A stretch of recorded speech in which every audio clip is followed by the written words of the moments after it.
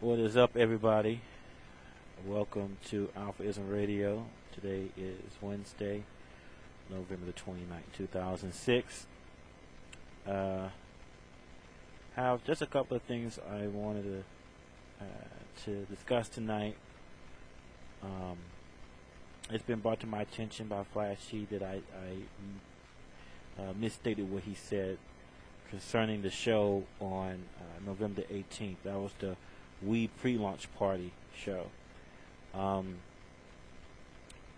I inadvertently, I guess, stated that he said that Team Hate was nothing but E-Thugs, when it was actually Justin that said that. And so I wanted to make that correction to Flash G and to everyone out there. I don't want to misinterpret what people said, but I do want to say that it sort of doesn't change the overall the tone, because basically this all started when I guess when I was talking about Team Hate, they came on and responded to what some of the members said. Justin apparently said that they're nothing but E-Thugs. Flash G said fuck them fools, and basically it was just a lot of drama and so forth and so on. And of course Mukai didn't take kindly to what was being said. Just to set the background of what I'm getting at, I am going to play. I'm gonna try to find it. Give me a few minutes. I'm gonna be so you're gonna hear the 11:18 show. I'm gonna be like fast forwarding to the part where they talk about it. So bear with me for a few minutes. Oh yeah, straight up. Yeah. Sorry about that. Okay. Yeah, I'll call. Yeah. Exactly. You're absolutely right.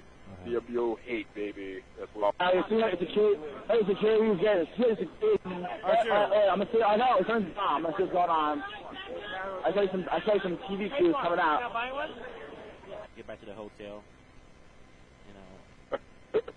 Yo, don't talk about KOF, man. Fuck Marvel. I tell you right now. Is he really good? Full invincibility for Dalton. 13. That's I look at you, nigga. You look at the ground, man. Yeah, that's Mukai responding to what was being said. Let me see if I can find it. I skipped over it. I'm crazy. You're in the back, I'll get him down. Like, the line, like right now. They're like, hey guys, remember me?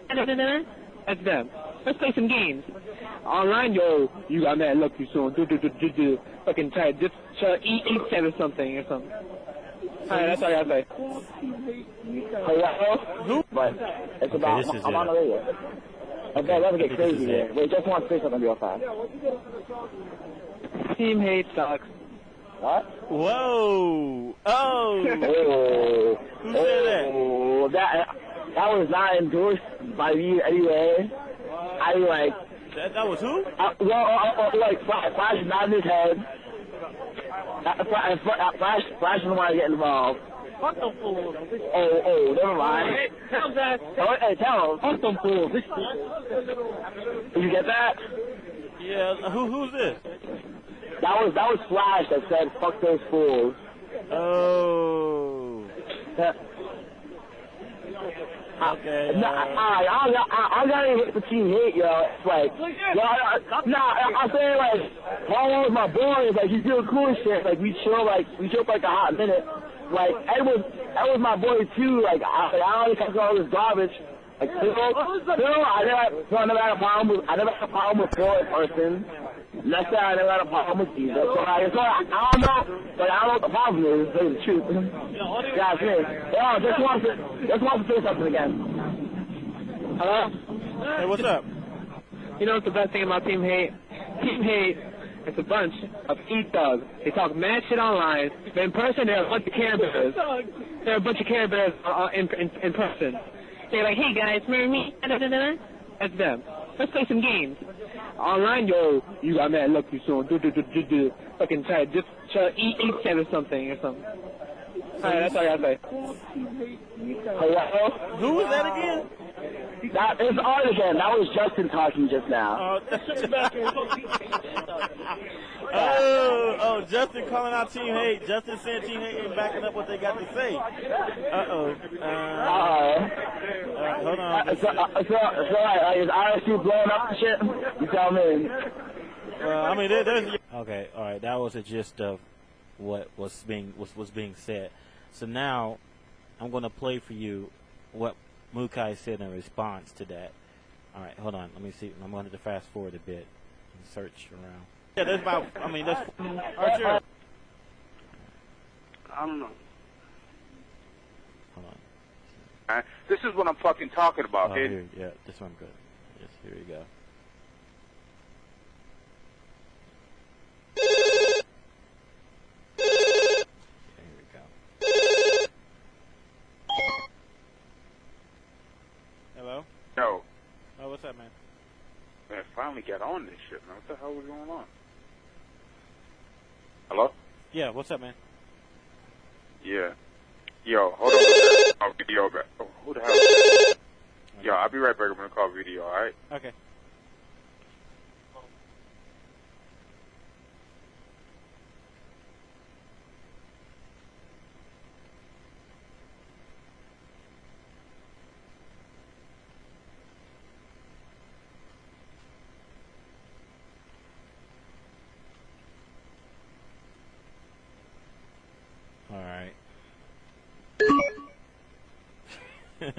Yeah, this is when he was having problems with his phone. Stop doing that. So he'll call back in a second. I assume with video on the phone. As you can, if you heard a few seconds ago, I was playing a clip. Is that really it? Right, I think this is it.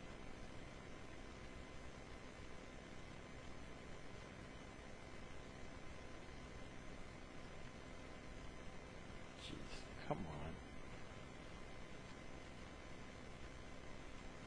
I guess we're both having technical difficulties that night.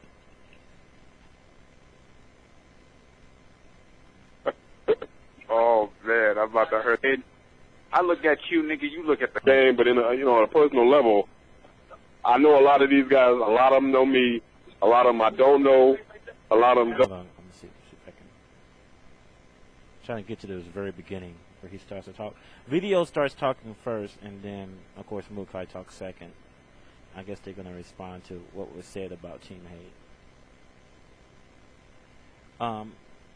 While it's getting to that point, let me read you.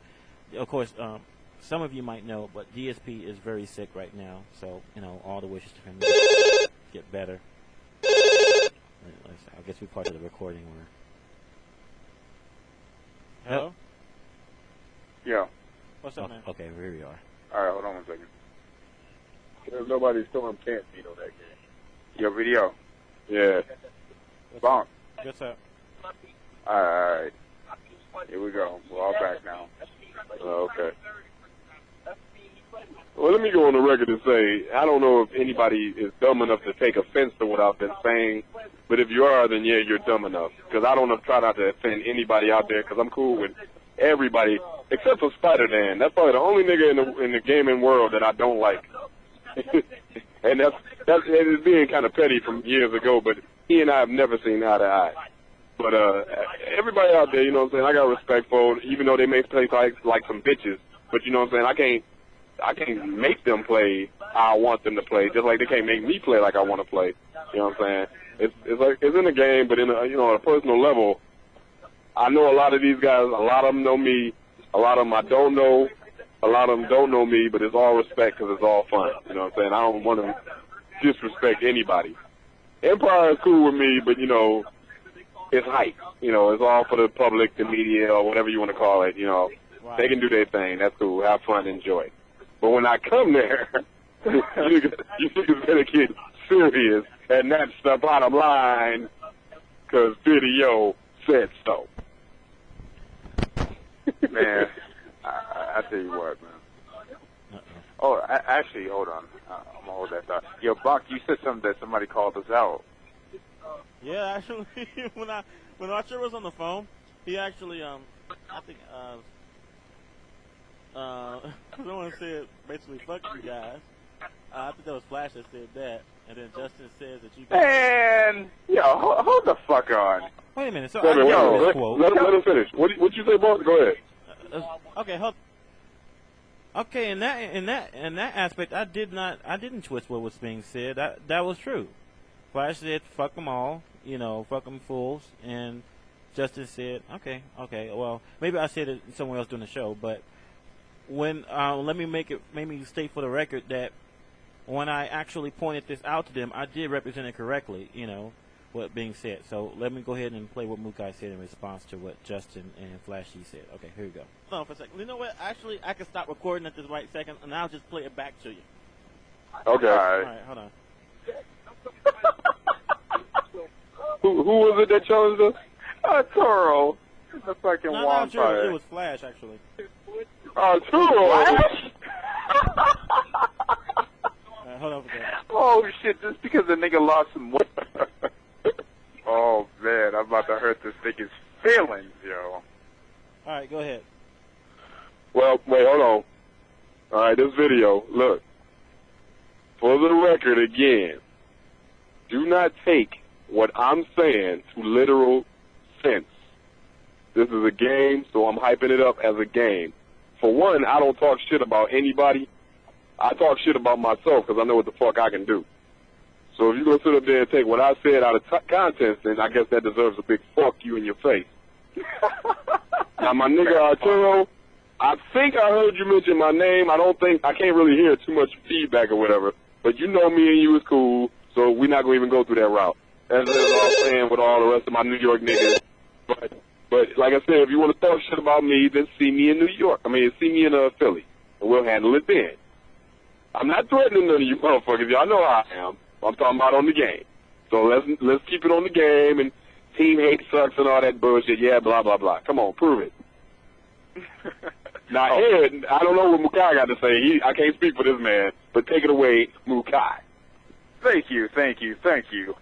I'd like to say this to you, Flash. You get a big fat fuck you to your big homo ass, you fucking faggot ass motherfucker. Are you fucking serious? You running your motherfucking mouth talking about motherfuckers that eat thugs and blah, blah, blah. Come on, kid.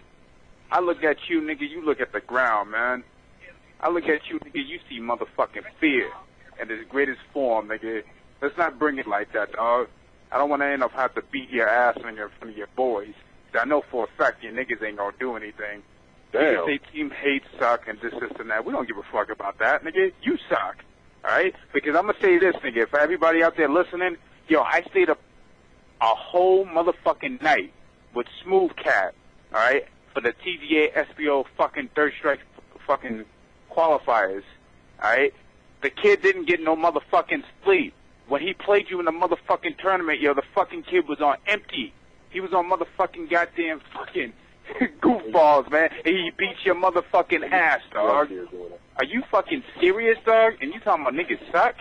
You just mad because little niggas who are coming up, nigga, are beating you. You just mad about that shit, son. Your time is over, alright? Move to the motherfucking side, nigga, because all you are is just a motherfucking gatekeeper. You're low class, man. Don't sit here and talk about niggas suck. And don't talk about niggas talking about they come over to you and be like, blah, blah, blah. Because, yo, you 1 minute you talk shit about motherfuckers, and then when you do see them, you coming over here trying to shake their motherfucking hand. Let me name some motherfucking names. Nestor? You want to come over and try to shake his fucking hand when you got problems with him? Are you fucking serious?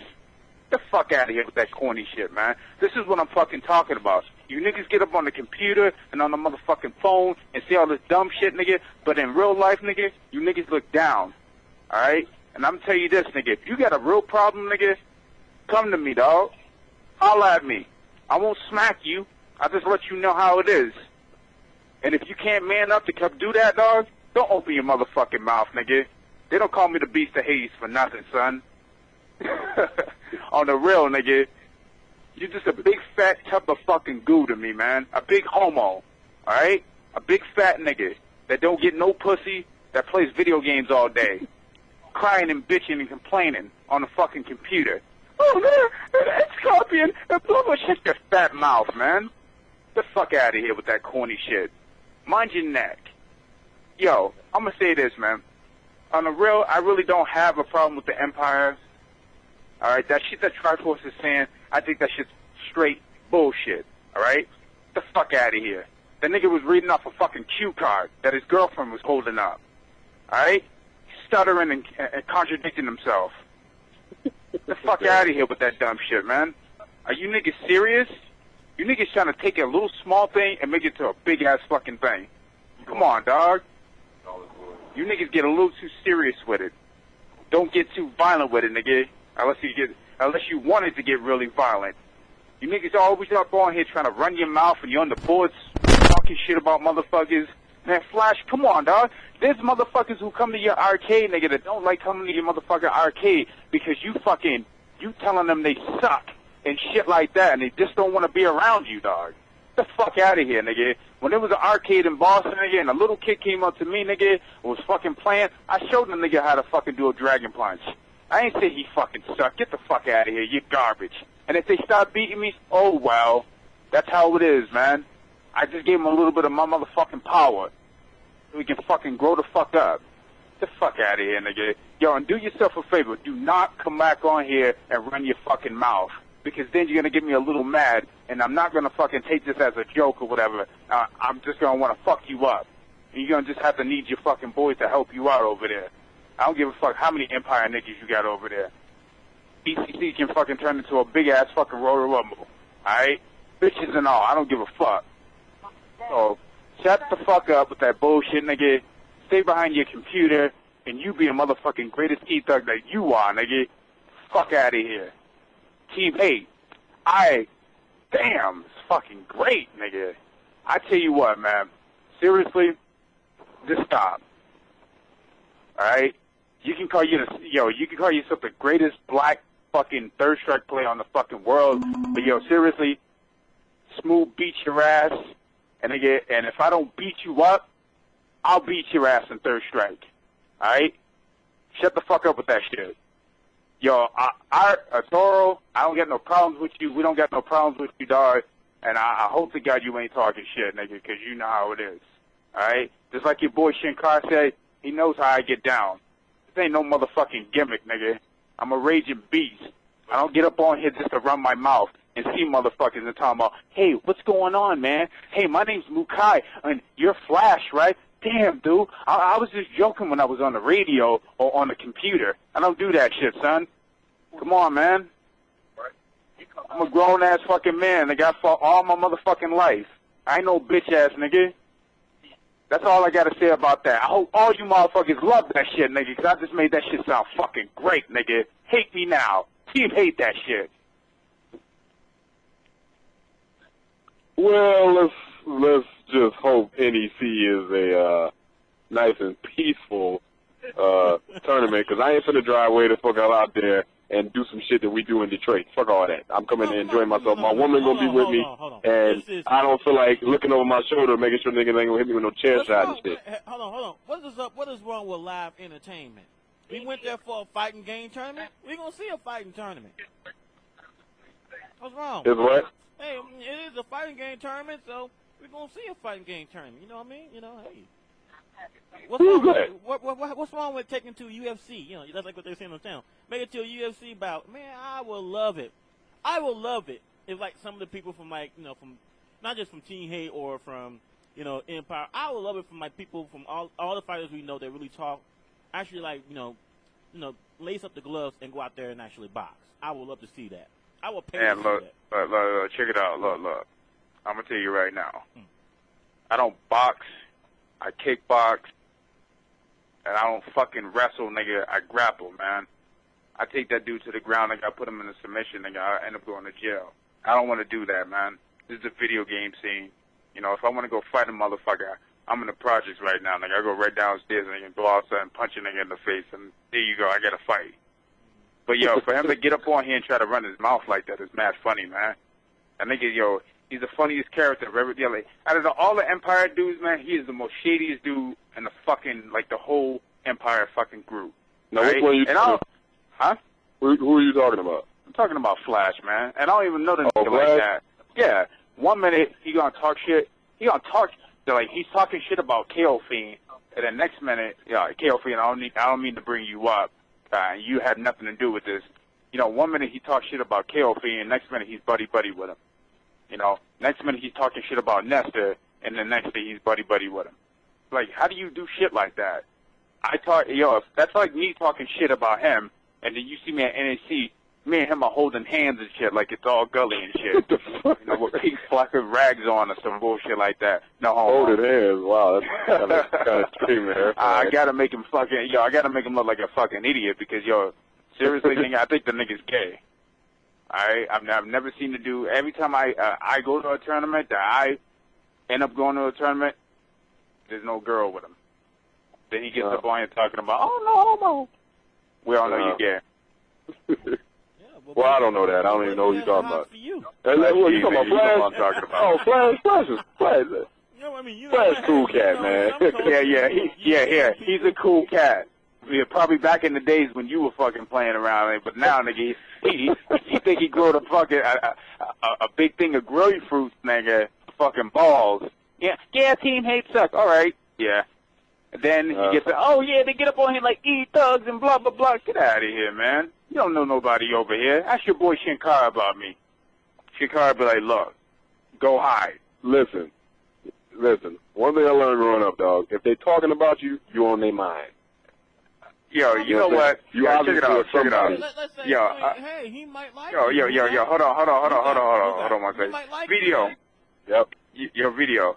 Yep. See, you from Michigan, and I respect that because that's the Midwest, and I'm born. I lived there, man. I respect that so much I'm never coming back.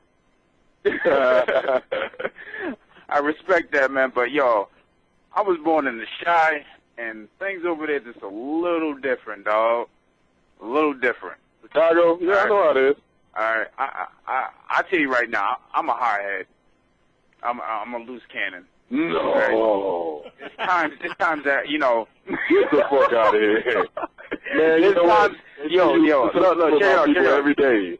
Check it out. There's times I use my head, nigga, because I really, really, really think about the consequences. But there's times I just run right into shit head first and don't give a fuck. All right. Well, I'm too old for that shit, so. Yeah, I'm getting up there too. I just turned 28, man. I gotta stop fighting and shit, I gotta stop doing shit like that. But yeah, that shit might want to look into that. Yeah, I might need to look into that. Yeah, you're right. Yeah, but like I said, I'm coming there. Fuck all that bullshit. I'm coming there to beat the shit. I'm gonna make niggas shit piss. That's what I'm gonna do today. That's what I'm gonna do today. All right, Why is my ass leaking piss? This is not supposed to be. I'm a guy. I'm not supposed to be leaking piss. What the fuck am I doing? It's wrong. Never mind. Check it out. I'm not gonna talk about the fighting shit, but on to the real shit that I need to be focused on the video game shit.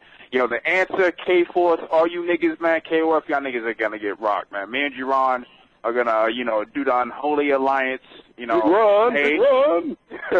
Team Hate, Empire, and then probably our Toro. Not the collabo. Right? The collabo. That's the collabo right there, nigga. Unholy alliance, Right. So we can take care of you niggas, man.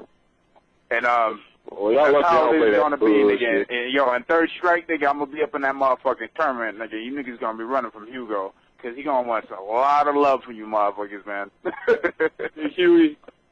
Big Huey. Big Huey, boy. Just call him Huey. Yeah, nigga, I have niggas running, nigga. Smooth be running for me, nigga. Yo, Smooth be like, oh man, we got to put Hugo for.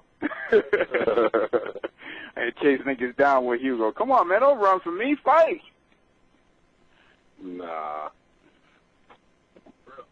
All right. Well, I mean, I'm surprised that they got on there to say that. I mean, I wasn't even expecting that. I mean, you know what?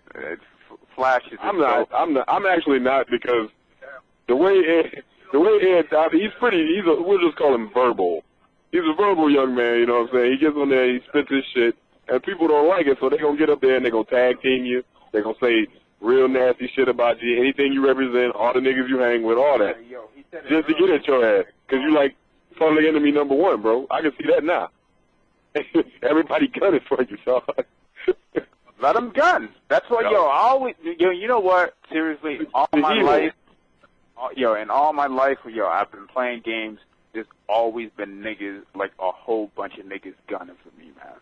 All right, when Third Strike got a came problem out, with your unholy alliance. What happened? DSP got a problem with you. He's like, alliance, unacceptable. You did not run that by him.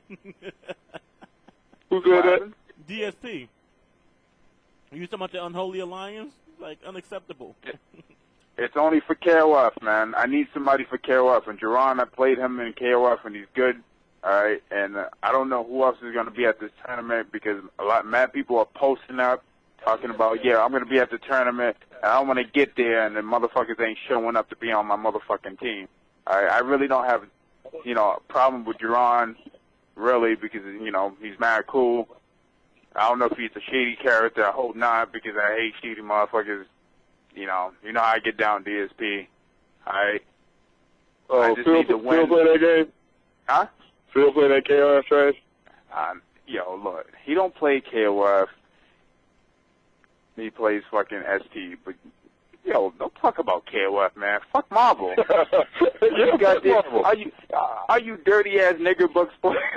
Nigger books. Yeah, fuck Marvel. That's the cheapest, easiest game ever invented. We damn right it is. That's why all the black people play now, fucking Marvel. All right, I'm going to pause it right there. For those of you just joining us, that is a replay of the show on November the 18th. I was playing it. Okay. All right. Now, somehow Flashy got the idea that I misrepresented what he said.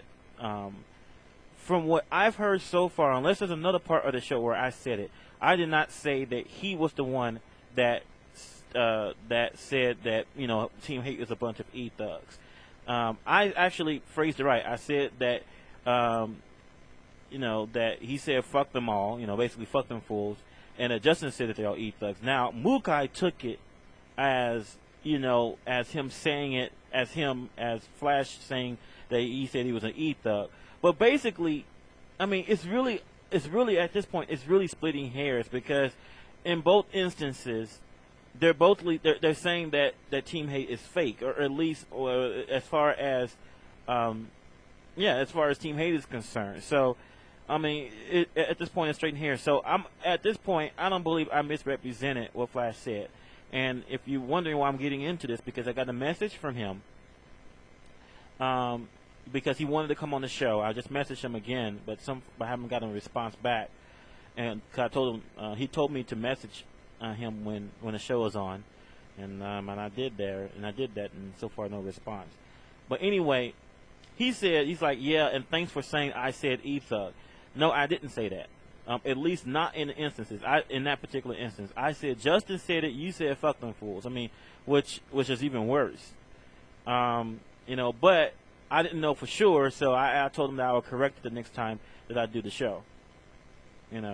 But now that I've listened to the topic in question, I didn't say that. He took it as such, but I didn't say that.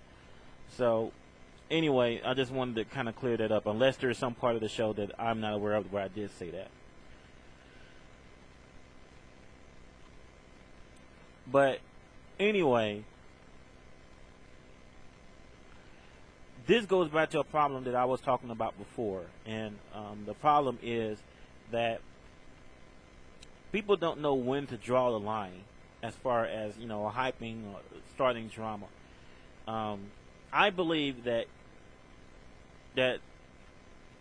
if you're going to say that, I'm like, for example, what Justin says about E-Thug, and I don't think he was talking about their personalities per se. I think he was talking about their gameplay, which is totally different. Hopefully that's why I think that was saying, but I don't think he meant anything as if they're actually, are pansies or pussies or whatever you want to call them. in real life. I don't think that's what he's trying to say. I think he was just trying to say that their gameplay is pussy in real life, I guess. But as far as what Flash has said, fuck them fools. I mean, he didn't seem like, I don't know, he didn't seem like he was kidding because he wasn't laughing when he said it. So, but Flash messaged me he wanted to come on the show to actually explain himself, or to actually respond to what Mukai has said, and presumably what VDO said. I messaged him a couple of times. Let's see, I'm gonna message him again right now. Let me who is him and see if how long he's been idle. He's on a different server, so I can't tell. Okay, finally got a response from him. Alright, cool. Hold on for a second, people.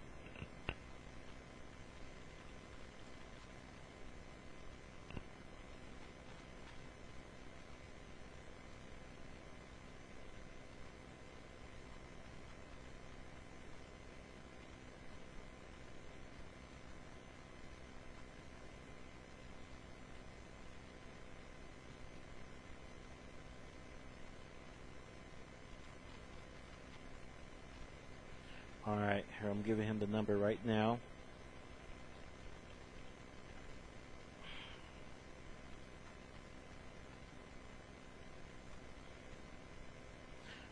While he's calling up, let me rewind because I want to play what I actually said. Alright, hold on for a second.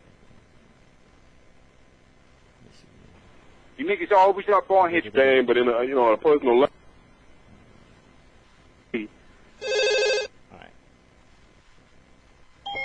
Yo, AlphaISM Radio. Hey, it's Flash. What's good, Bunk? What's good, man?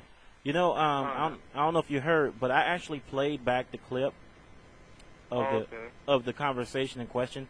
I didn't misrepresent what you said. I apologize.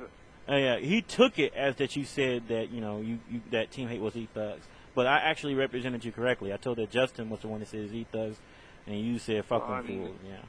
All right. Well, if they're going to take fuck them fools to the heart, then what I'm going to do is obviously about their gameplay. Anyway, I apologize to you for pointing elbows or pointing fingers about anything about that. But, if they're going to take it to the heart and we're going to fight or whatever, the next time we show up at a tournament, then let it be. I ain't going to control that, but that's definitely about their gameplay, so fuck it, Well, okay, all right. In all fairness, though, most of the time when I do radio shows, when someone's presenting one side, I play devil's advocate. You can ask DSP that, you can ask New Guy that. That's all I always do. Right. Based on what you said, it is very hard for me to take what you said as meaning pertaining to gameplay, because when you say fuck them fools, I mean that basically saying okay, fuck you, you're nothing. You could take that either way. I guess you could take it as, he just talking. It is a double-edged sword. Granted, I didn't explain nothing. I just passed the phone to Justin. So, it is a double-edged sword, the way that came out. But, I'm not going to be like, if Mukai doesn't like it that way, if he takes it personally, oh, well, that's my ass, basically. Fuck it. People are going to be fighting. Oh, well, All right. Yeah, but that's the case, but whatever. But add all the shady stuff and exposing me who I am. First of all, they all know I've done that before. I said it to their face. As for Nectar, I talk shit in front of his face, and I have many other witnesses that saw me do it. So I don't know what's the issue. I don't know, whatever. Anyway, I never had no personal issue with Nectar. If he wants to, I talk shit in front of his face. I said, you suck, you can't beat me. I said it whenever, Said it right in front of his face. I said it in tournament, fine. As for KO Fiend, he's been doing the same thing I'm doing, basically. If he wants to talk behind people's back, fine, be him. That's because obviously Mukai got all the information from KO Fiend. So, that's all good, KO Fiend, me and KO Fiend had a miscommunication, that's it. That ruined that relationship. So fuck it. I'm not going to be going begging KO Fiend to talk to me or be my best friend or whatever the case may be. So that's it. Is it miscommunication? If KO Fiend wants to see it that way and tell other people my business or how I act towards people, fine. And that is true. I I do shit talk to the locals because they don't. I mean, it's a local issue. It's not even like I've done it before. I said it in front of their face. I don't care, you know. Okay, but when you here's what I'm saying. If you say that shit to people's faces, all right, then you can't expect not it to get around. Of course, I expect that. I mean, the locals don't like me. I know that. I established that already. So my question is this: if I were to start playing you in Marvel, I'm no good in Marvel, or let's say CBS2 or Third Strike. Okay, I hear that you're really good in Third Strike. So let's say I'm playing you in Third Strike, and would you be the type to actually talk shit to me after you beat me? Like, let's say you perfected me twice. All right. The thing is, people like the thing. So let me explain that local scene the way it is.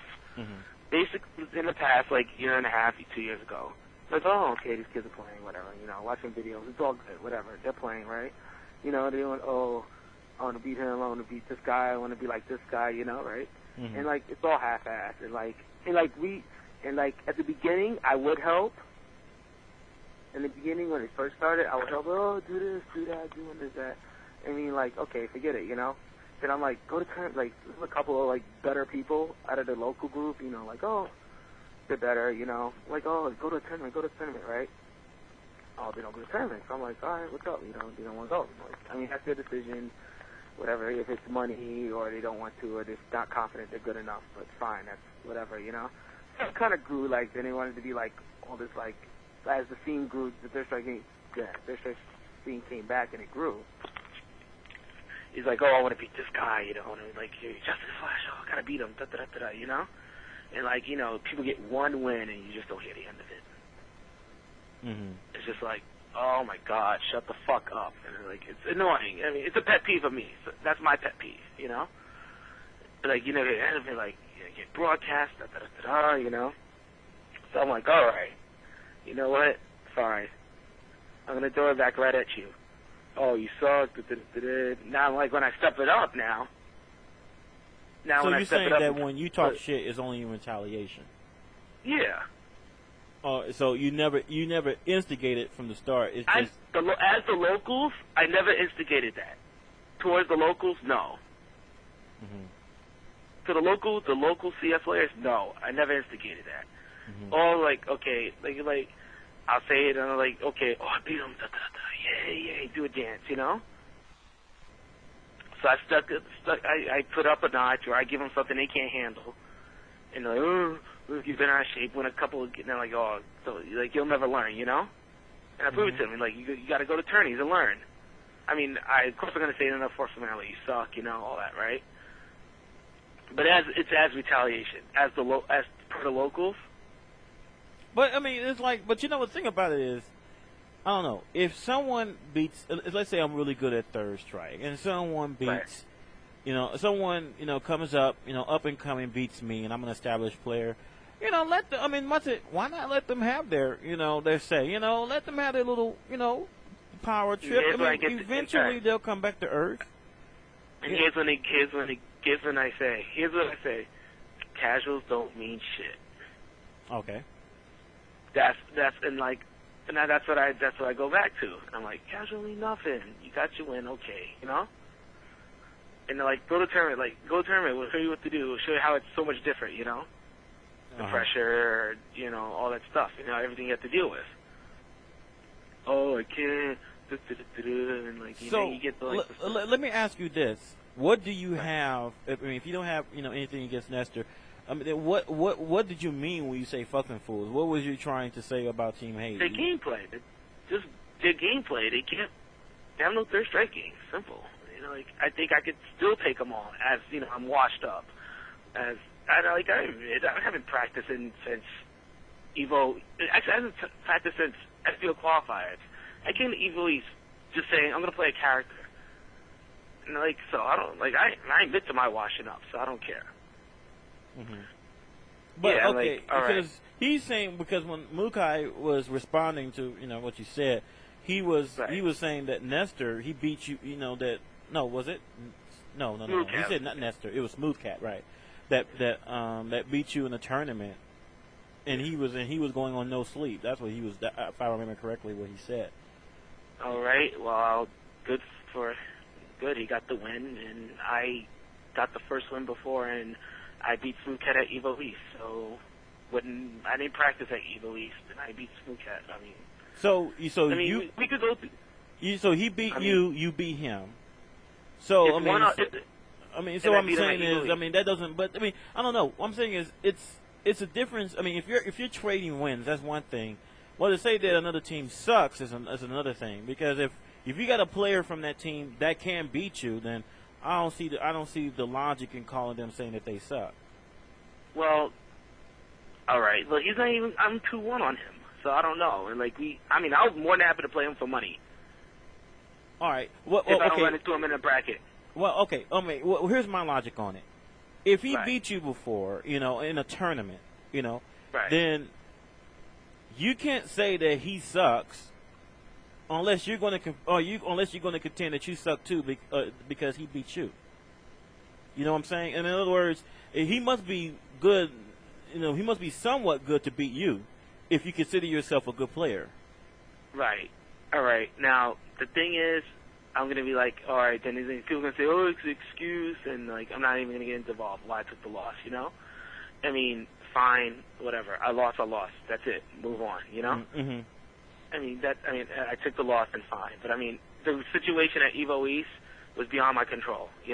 I went to a tournament. I thought I could do it, but I couldn't, obviously. Mm-hmm. In a situation I was uncomfortable with. Mm-hmm. I'm not going to go into details why, because, this excuse, you should practice, yada, yada, yada. Mm-hmm. And it is true, obviously. Mm-hmm. You should practice for the situation. You knew what the situation was. It's true. Shame on me. Fine, All right. But, well, you know what? The thing about it is, I would like to see this resolved because, Mukai reminds me a lot of my brother. And I said this before on the show.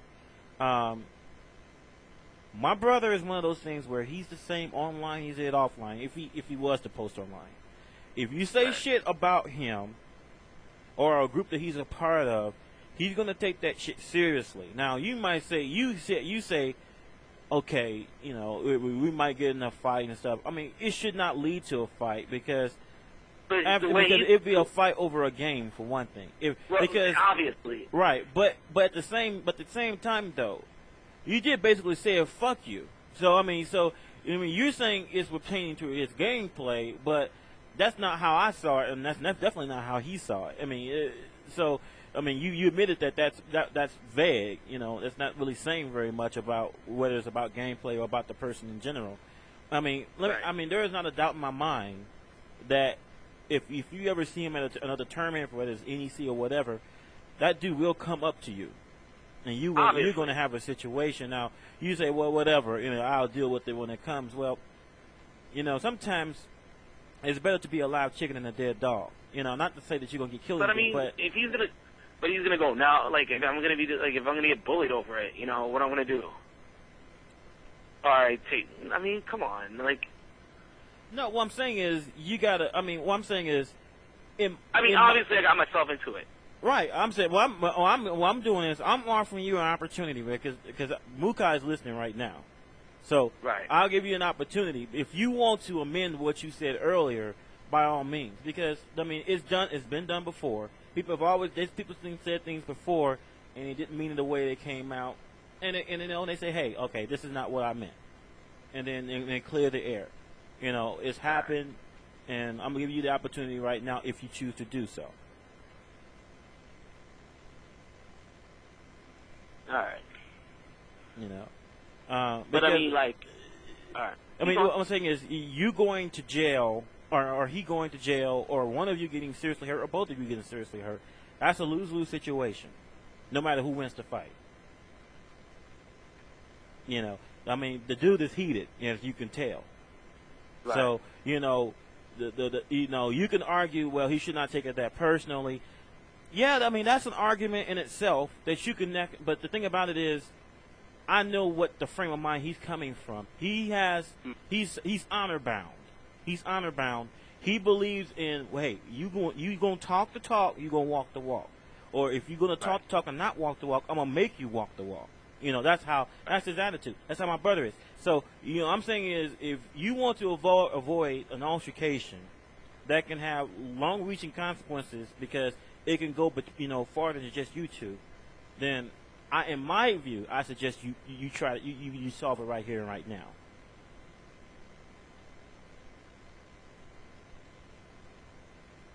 All right. I mean, so go ahead. I mean, I don't know.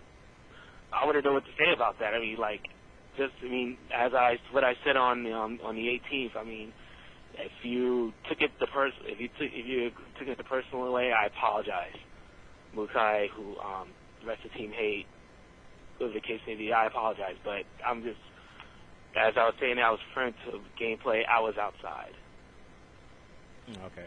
All right. I mean, if you want, I mean, I can't. That's all I can say, basically. I mean. Right. I mean, that's fine. I mean, don't get me wrong. I don't think the dude wants to fight anybody. He's not. See, the thing about it, most people will probably think of Mukai as a violent dude. No, he's not violent. He says he's a loose cannon. If you push his button, that dude will push you back. I mean, that's just how he is. But he doesn't. He's not the type that goes around looking for a fight. And that's not how my brother is. And right. They say, but when they feel insulted, they will let you know about it. And so, if you're saying that you did not mean it in a personal manner, okay, then you apologize for that. I don't think he'll have a problem with that. He may not think very much of you, but he'll like, okay. Then, right. He could ignore me or not say anything. I mean, it's all good. Right. I mean, that's better than having an altercation. That's what I'm Obviously. saying. So, like I said, I'm glad we got that kind of cleared up because then we can kind of move on. Hello? Yeah, I'm here. Okay, yeah. But as everything else he said, I mean, what I do in Street Fighter, I mean, I do it for a reason. And I admit to that. I'm like, I talk shit to this person, I talk shit to B, and I talk shit to C. So I mean, yeah, you know what? The problem is a personality conflict. I mean, some people talk shit, and they absolutely have nothing. There's nothing behind it. They don't mean really any malice. But there are people that takes that in a totally different way. They think that if you talk shit, you really mean that shit, and they're going to treat it as such. And it's not a case of being right or wrong in a case of which one is the right ideal. It's just people's personalities per se. And I'm sure that Justin has. I don't think Justin has an interest in actually getting a physical altercation with Team Hate. I don't think that's just.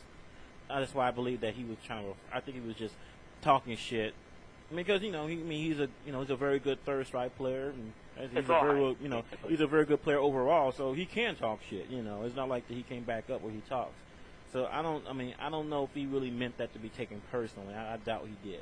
So, but at the same time, I do think, and I say this to everybody, especially for you guys. You're part of Empire, right? Correct. All right.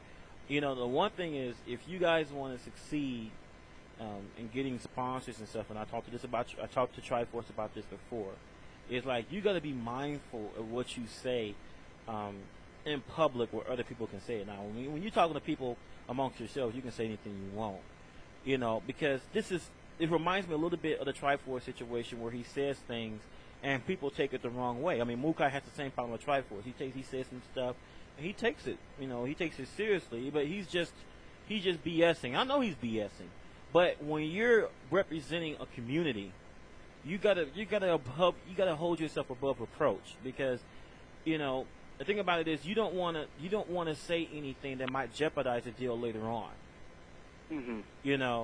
For example, there was some things said about Triforce, which I won't even bother to re-enumerate. But there was stuff that if I was a sponsor, that would be looking and interested, in sponsoring Empire, I would stay away from him as much as possible, because there's something called corporate liability. You can be held liable for the things that you say and do, and on top of that, if something happens with Empire Arcadia where there's bad press, I don't want to be a sponsor of that and be linked to you. I'm not going to even take that risk.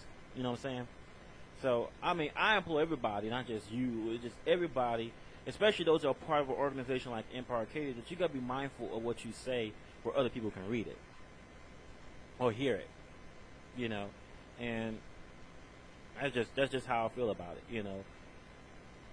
And basically that's really it. I mean, I have had, I think that Empire Arcadia is a worthy adventure. You know, I know people have misgivings about Triforce personally, and in this instance, the only thing that can really prove, you know, whether Triforce is sincere or not about helping the community, the gaming community, is time. You know, but I can give him the benefit of the doubt as far as he's not just talking to talk. You know, he managed to get himself put on MTV. You know, that's no small feat, at least not to me. So, I mean, so he's doing things for the Empire, and while other people may not like what he's doing, there's nothing preventing them from doing the same thing. Mm-hmm. So, I mean, like, so if he's sincere in what he's talking about helping the gaming community, then best of luck to him, and best of luck to all of you guys that are in Empire. You know, I hope you guys, you know, do get more exposure, and then so by way other people, you know, can benefit from, you know, Empire Arcadia's exposure, and that's how I feel about it.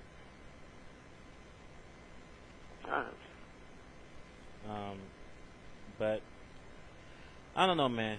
Too much drama. It was too much drama, but drama is drama, and it's just Obviously, that some of the stuff just it crosses the line too many times, and that's the problem. But that line is blurry because what someone may consider okay, the other person won't, and vice versa. So.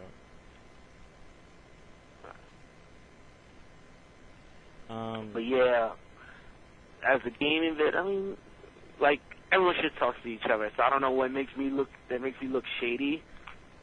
I don't understand that, but like, everyone should talk to each other behind their back. Everybody on their gameplay.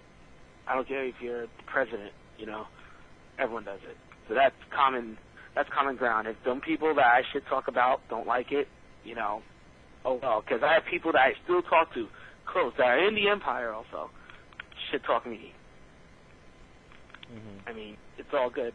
But I mean, that's for the people that he mentioned, and like the people that he mentioned. I mean, they need to like get off that because like everyone does it. Everyone does it. Expect it. That's my rule to anyone that's getting in the scene, or that's going to be successful in the scene. Expect it. Expect the shit talk. You know. Mm-hmm. Well, okay. This is what I have to say about shit talking. Shit talking is fine. As long as it don't cross lines. You know, accusing someone of, you know, basically, you know, calling someone, you know, a worthless player or whatnot, or, you know, whatever, hey, he ain't got no game, he can't win. I mean, that's one thing. But to accuse someone of doing something illegal that can get a person arrested, that's a little bit different. And unless you can furnish proof, I mean, like, proof of such, you know, you got to be careful. You know, even then you have to be careful because, I mean, right. I don't want to see anybody go to jail. You know, so, but and it's just, I mean, I don't know. Some people just don't think sometimes before they type or talk. You know, and that's just how it is. You know, I'm reading what DSP is saying. He says, "Why we want to do the same thing he's doing if you don't like what he's doing." Well, you don't have to. But I'm saying is that I mean, if what I'm saying is if you want to see exposure for the gaming community, I mean, there's nothing stopping anyone from, you know, getting themselves, you know, noticed, whether it's on MTV or whatever. If it's on the radio, on TV, cable, satellite, websites, what have you. There's nothing preventing you from doing the same. That was what I meant. I don't mean that you have to do everything that he's particularly doing. You know, again, only time is going to tell whether or not he's sincere in what he was talking about as helping the gaming community. And right. you know, I'll pretty much leave it at that. That's just how I feel. All right. Other than that, how's the business? I heard you're low on funds. Huh? That's a bit of Personal subject. no, that's a bit of an understatement. I was going to say. Okay. No, it's not a personal subject. I mean, some things I have kept to myself because it's just no. But I really don't have any problem sharing what I go through because, I mean, I'm a pretty open person. You know, you ask me any question, unless it's something that is extremely off the wall, I'm going to give you an honest answer. You know, that's just how I am. A lot of people are very personal. I'm not that personal. I'm very open because, I mean, everyone. I mean, I have nothing to hide really. I mean, okay, so I guess that's not true. I guess everyone has things that they want the people to know about themselves, of varying degrees. So I can't really say that. But I mean, from what I'm doing right now, I have nothing to hide. So I tell people when I'm going through troubles. You know, being, you know, I mean, I have nothing. I mean, I can say with no ego, you know, that I was seriously depressed last week because, you know, I got served with an eviction notice and got my car repossessed within 15 minutes of each other, shortly before midnight of last Thursday morning. And so I had no job, no car, and then looked like it'd be no home. You know, with someone facing that, you know, I would have to say this, you know, for the life of me, up until this point, I can never understood how people can commit suicide. You know, I thought, their life is too good. You don't want to commit suicide. But you know what? After being through what I've been through the past 2 months, I can see why people do that. I can see why people can get so depressed where they can't see a way out. And there's not really no one there to help them. I'm fortunate, though, because my uncle, like I say on the website, my uncle, who was normally like Scrooge McDuck with money, decided to help me out, you know, with my rent. And I'm forever thankful about that, you know. I mean, that totally floored me. I did not expect him to help me. And, you know, and as soon as I possibly can, I'm gonna pay him back because I don't want that to hang over my head. However, that leaves the problem of a car because I'm going to need a car to get to and from work. This is a good job. I don't want to mess it up. So I'm asking for people, you know, if you got extra money that you don't mind donating. If you do mind, don't donate. I mean, it's that simple. If you like to donate, then I'm going to give you the option of doing so. Before now, I have never solicited donations for the radio station or for myself personally, because I felt that when I did this radio, I should not be asking for donations because I'm doing this because of my own volition, not because I'm trying to make a profit off of it. Nor do I think that people should support me financially for something that I like doing. So, I mean, I'm reading it right now, actually. Yeah, it's your situation. So now I'm in a situation where I gotta kind of let my ego go and have to realize that, okay, I'm gonna need help with this. I mean, I don't have any other options. You know, my family is struggling as bad as I am. I've been turned down for even pre-approved credit cards. I've been turned down for every type of personal loan that I can think of. And with the repossession going to be on my credit report, I mean, that can guarantee that I won't be able to borrow a penny. So I'm trying to come up with $500 so I can buy myself a beater to get me to and from work. I mean, this job is going to pay between $40 and $75K a year. And with that kind of money, it won't take me long to get back on my feet and afford something, you know, more reliable down the road. So I am saying that I do need you guys' help, for those of you who are able to help and want to help. You know, and that's basically where it stands right now. That's part of the reason why I canceled the radio station, because I was simply too depressed. I was simply too depressed. I mean, I could not focus. I can't, in good conscience, do a radio show about shit that won't matter 2 weeks from now when I'm standing in the cold. I mean, not to mention that 2 nights ago, we got hit with a major snowstorm here in Seattle. I mean, this is like something that you normally see on the East Coast. I mean, we had thunder and lightning and hail and snow and wind. You know, it completely stopped the city in its tracks. They don't have any salt trucks here. Haven't seen one salt truck since a snowstorm. And on top of that, there's more snow coming tonight. Damn. So, I mean, it's been like, so yeah, I mean, I was walking in that because I had an interview Monday night, and I was walking in the middle of that. And it's freaking cold outside. Like last night, it got down to like 15 degrees.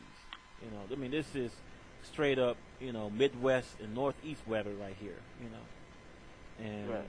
you know, there's people that they said they lived here for 50 years and they seen it snow maybe like 3 or 4 times. You know, so I mean, this is like storm of a century type of thing. So anyway, yeah, I mean, so I'm trying to see about getting some help so I can scrounge up some funds and hopefully get myself something to take me to and from work.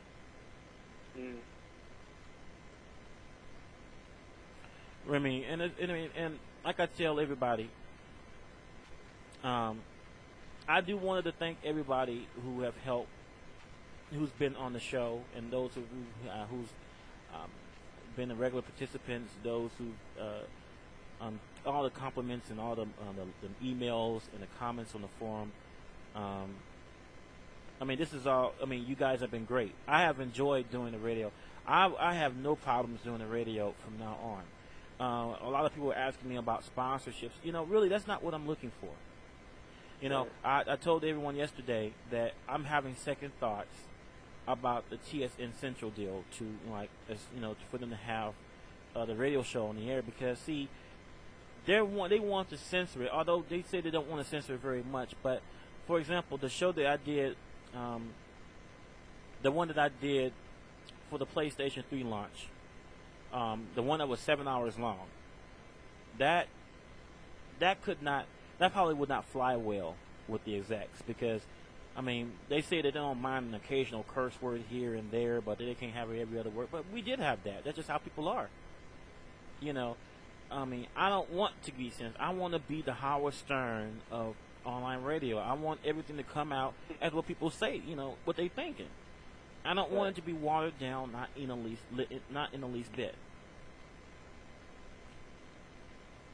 So, anyway, I have the second thoughts, you know.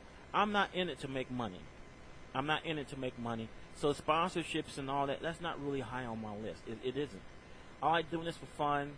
Hopefully that, you know, I'll, you know, get to some tournaments. I mean, hopefully I'm really making plans to be at Evolution next year.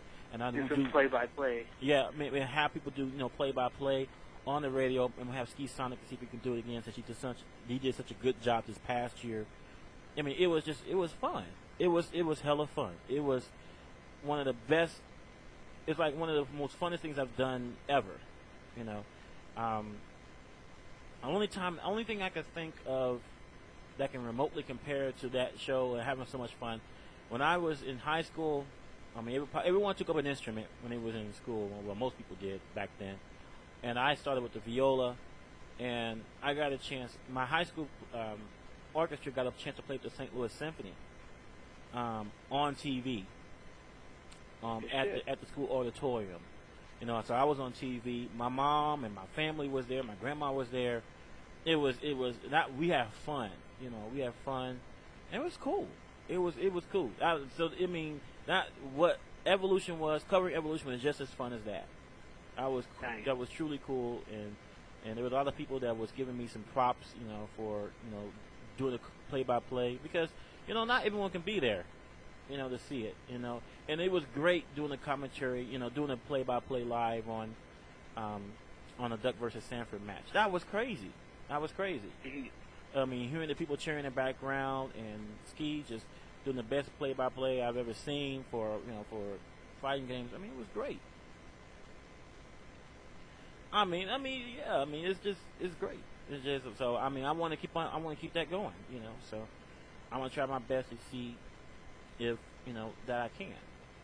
So, I mean, that's really all there is to it. Definitely.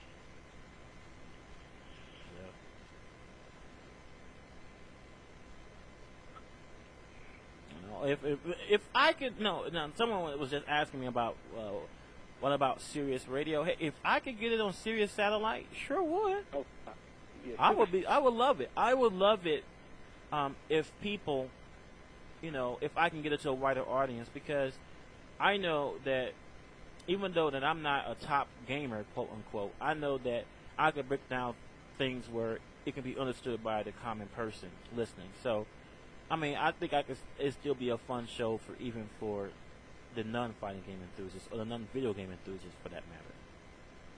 So anyway, but yeah, I mean, so I'm trying to work on that, get that done. Right now, the Bank of America is running a background check on me, so and hopefully that'll come. She'll say it takes about 3 to 5 days, and assuming that goes back okay, then I can proceed with getting doing a third interview with the hiring managers, and then after that, based on what they think of me, which she says that she like me very much, that I should start my training, because it's 3 months worth of training before you get your own center, so. And then I did, you know what? And also, for everybody that's out there, I got this job. Well, I haven't gotten it yet, but I could get this job, and I did not have a degree.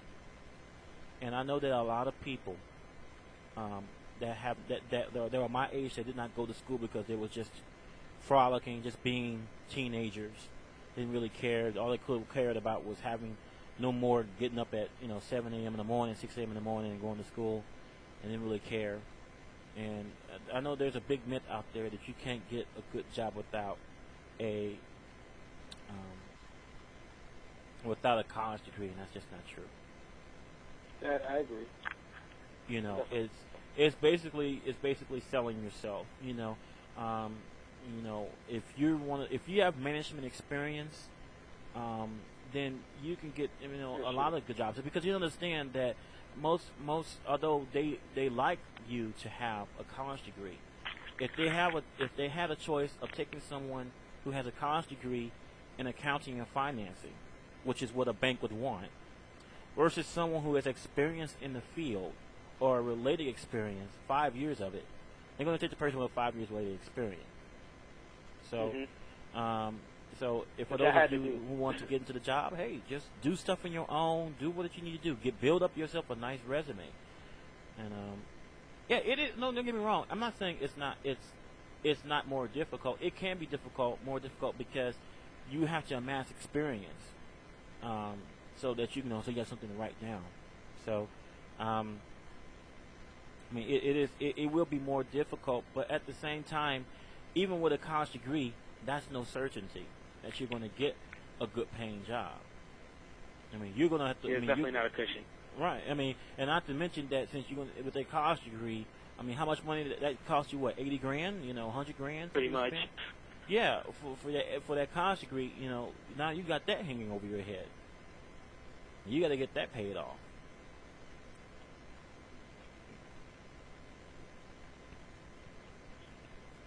So, but yeah, I mean, but I mean, I had a lot of fun doing this, and like I said, I'm going to try to keep on doing this as long as I can. Definitely. But yeah, I said my piece. Like I said, teammate took what I said the wrong way. It's apology. It's been on gameplay, and I'm more than willing to play those guys for money games. I think I might go to NEC. Who knows? Might make an appearance. But yeah, now I'm calling people out. The guys from Team Hate, it's a waste of money. It's good, All right. Well, I mean, I'm sure that you're not going to get I'm sure that there'll be a couple of them that might be willing to take you up on that offer. I'm looking forward to that, definitely. Yeah, I mean, I'm personally am not a gambling person. Right. Although I did bet Justin and Marvel. I think I said first to 10, and I was going to spy him 3 games. Yeah, so I'm going to go up there and do it. All right. Yo, you had a team for him, right? You had some stupid team, right? Yeah, man. I'm going to play Hayoto Gambit Storm, man. Yeah, you had some like gimmick. Yeah, he had to play some like. Yeah, I do have a gimmick with that team, you know. And I did not invent this team, by the way. I saw this is a local player in St. Louis. A local player in St. Louis was playing this team, and I seen him beat. He actually was one of the best players I've seen. He beat Team Matrix with it. He beat who was he playing against? I mean, one time I remember he OCB. No, not OCB, but he like killed an entire team because you see that team has like 100% combos all over the place, DACs, and it's pretty kind of cool, and assists work pretty good. Only the bad thing about that team is that there's no anti-air, but you know, still though, I'm gonna. Okay. DSP actually want to ask you a question. Who? DSP. He says he wants to know if you'll play them on anything but a perfect 360 stick cabinet, because you know I said that's what all you complain about. Yeah, I play them on console. You play them on console? Yeah. Make them happy. All right, so there's a 30-second delay, but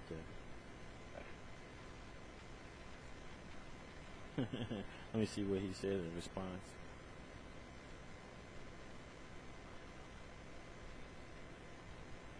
No. Pixel, don't be telling your parents I told you that. What? I mean, when I was talking about the whole college, not going to college thing. Oh, don't be putting words in my mouth and stuff, you know. And I don't want to get no phone calls. And, oh, by the way, man. Okay, I got this phone. Does anyone know Edward in Texas? No. This dude called me. I'm like, the dude sound like he's 13. He was calling me asking questions about the show, you know. So it was interesting. I mean, he kind of freaked me out a bit because I'm like, dude, can you even be on a computer without your parents' permission? I mean, he sounded really young, but yeah, I was just wondering. I got that maybe like 15 minutes before the show began. Tell him. He says on console. He says it's over. He says he'll set it up back to back to back. He says Team Hate gonna run over you. He said even you'll beat him. It's over. I doubt it. Who is his people? I'm sorry. He'll beat you. I'm sorry. You know, and what? Okay. I want some extra money from Phil. All right. Ask him to name his money. Name his price. Name his price. What game are we talking about anyway? Third Strike. Are you talking about Third Strike? Okay. Yeah.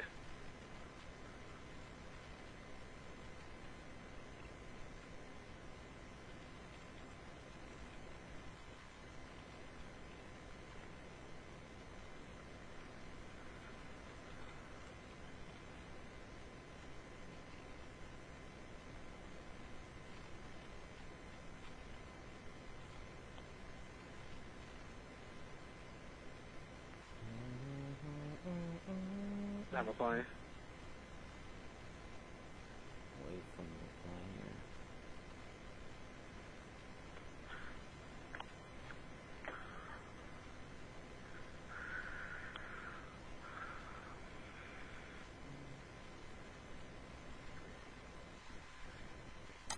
By the way, my apologies. I'm serious. My apologies go out to all the New York Giants fans. If you one of the unfortunate few that watched the Giants game against the Titans Sunday, just accept it. Your team's season is over. What happened? I don't even know what happened. The Giants were leading 21-0 in the fourth quarter. What? Oh God! And they blew it. And Vince Young looked like he was back in the Rose Bowl. And Tennessee beat the Giants 24-21. Damn. That was not what is interesting about this is just if you guys remember the game. Was that their first game? Was that the Giants' first game? I can't remember. The game against the Eagles was almost the exact same thing, except they was on the opposite end. The Eagles were leading, like by 20-some-odd points, and they blew it in the fourth quarter. Yep. So, I mean, so they kind of got a taste of their own medicine. But, I mean, let me tell you something. You guys should register firetimcoughlin.com because I think the dude is a horrible coach. I think you guys can do better. I mean, seriously, just get him out of there. I mean, you know why? You know why I say he's a horrible coach? Because he lost respect of his players. Because both Tiki Barber, who actually, basically put his coach on blast like twice. Because after they lost against Jacksonville, Tiki Barber was like, hey dude, you're not even. I mean, I hardly got any carries that night. And we're a running football team.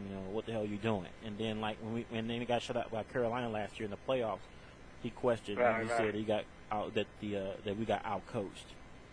So I mean, and then Jeremy Shockey, he ain't a big friend. He ain't a big fan of Tim Coughlin either. Or Tom. I'm sorry, Tom Coughlin, not Tim. Tim. He needs to be fired. That's what his name needs to be. Fired Coughlin. That's what his name needs to be. We no need to bring that up. We do need to bring that up since all of you guys live in New York or New York area. This is your football team. You guys can jump ship and start rooting for the Jets. Play Mets and Yankees. Yeah, don't root for the Rams. Oh man, that's you painful of a story. Not only did you guys get pieced out, but you lost one of your pitchers in a really freaky airplane crash that probably set off the terror alert. Because all I saw was a plane crash in New York, and I'm like, oh, not again. DSP says he'll do 20 ahead. He'll get 5 peeps. He'll get 5 peeps to swing if they're strike 20 ahead. What's 2 out of 3? Let's see.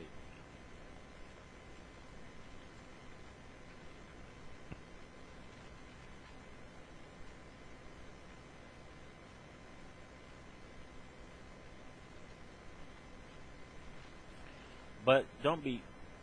By the way, man. What happened? Eli Manning ain't no Peyton. People need to start getting. Oh, obvious.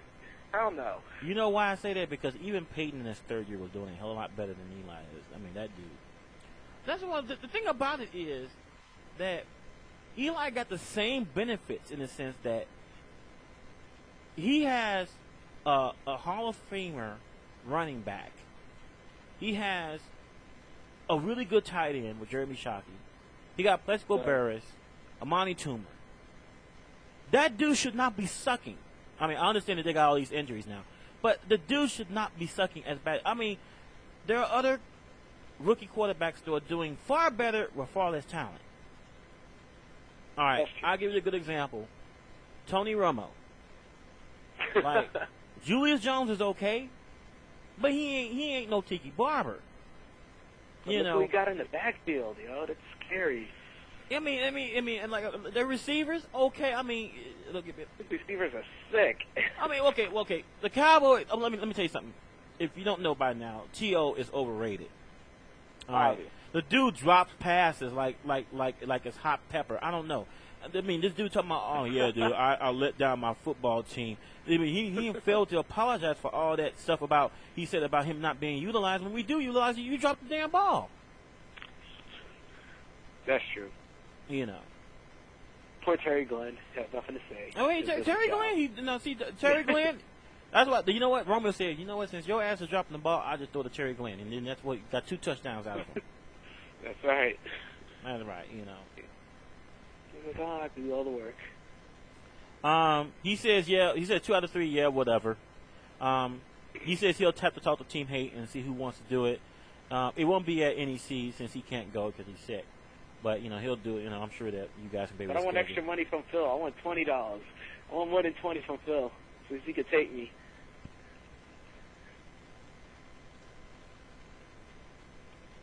I'll type to him. Is he on RSC? Yeah, he's on RSC. Actually, I forgot you're on RSC as well. I'll type him. Y'all set that up. I'll set it up. I'm talking to him right now.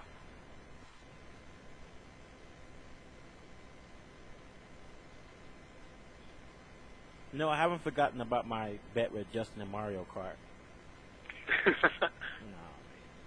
No, man. I never even played the game before, but I still beat him in it.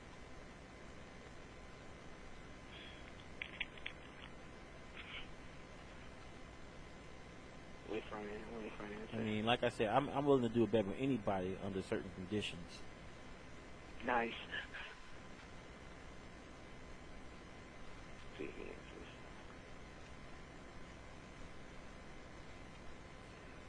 By the way, for the people that are in the channel,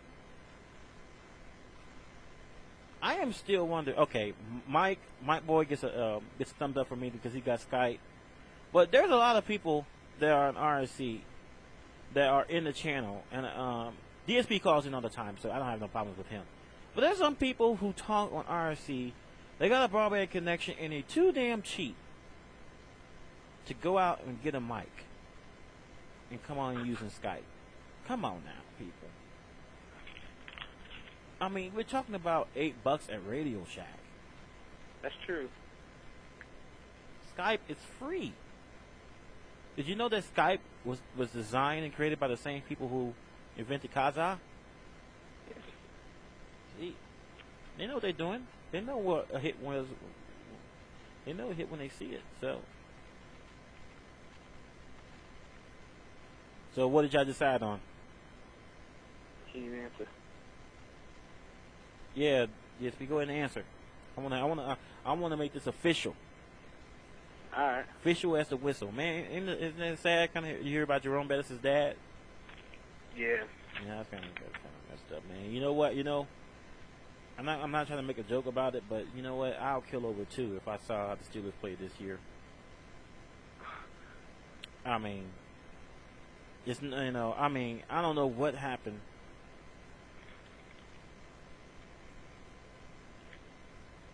Okay, shyness. Okay, so shyness is not an excuse. I'm sorry, it isn't. I mean, I'm sorry. You're just gonna go up there and just talk. Just talk about anything. Talk about what excites you. If that happens to be video games or sexual activities with a sheep, I don't care. Talk about it. I mean, believe me, man, there is nothing too sacred to talk about on the radio. I mean, I remember when Duck was on here every night. I mean, it was cool, though. He was talking about how to properly break in a woman anally.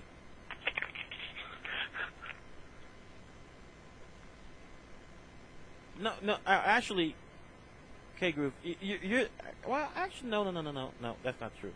Because that's KO Fiend. No, that's KO Fiend that's always high when he's on the radio.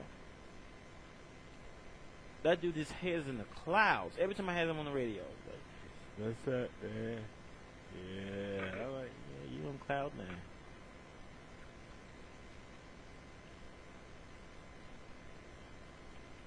All right, then. You know what, Pixel? Then I want you to call into the show, and then just don't say nothing, and I'll just ask you questions. And you can be curt with your answers and not, because I'm gonna make you talk.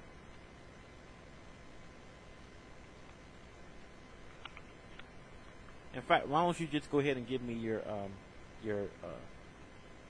handle for Skype so I can add you to my list.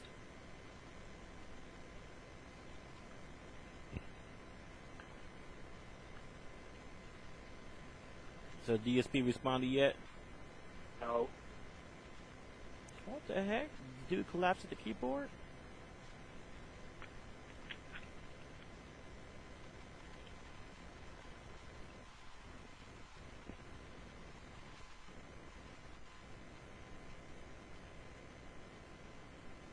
Ooh, I mean, okay. Speaking of sports,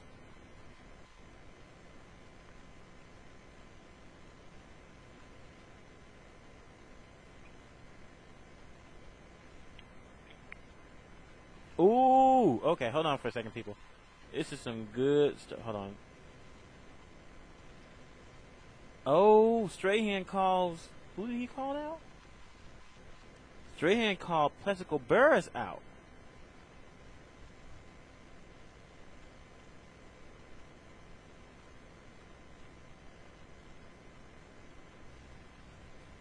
I can't find the interview. Oh, damn it. For what? Okay. I guess that ESPN was interviewing Strahan about the problems that the team is having, and he was basically criticizing Plexico Burris for quitting on plays.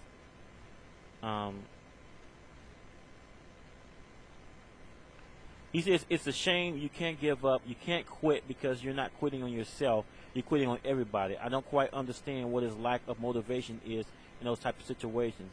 I'm going to try to see what it is, and if I can talk to him about it, he's too good. He's too good for that. Ooh. Yeah,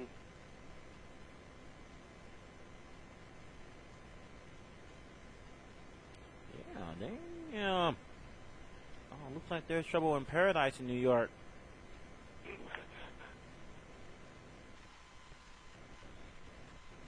But Damian Tomlinson, man, why don't just go ahead and give the MVP to him? You know he's gonna win it. I don't know why they're waiting. The dude just all he does is run and throw. Actually, he threw for a touchdown, I think.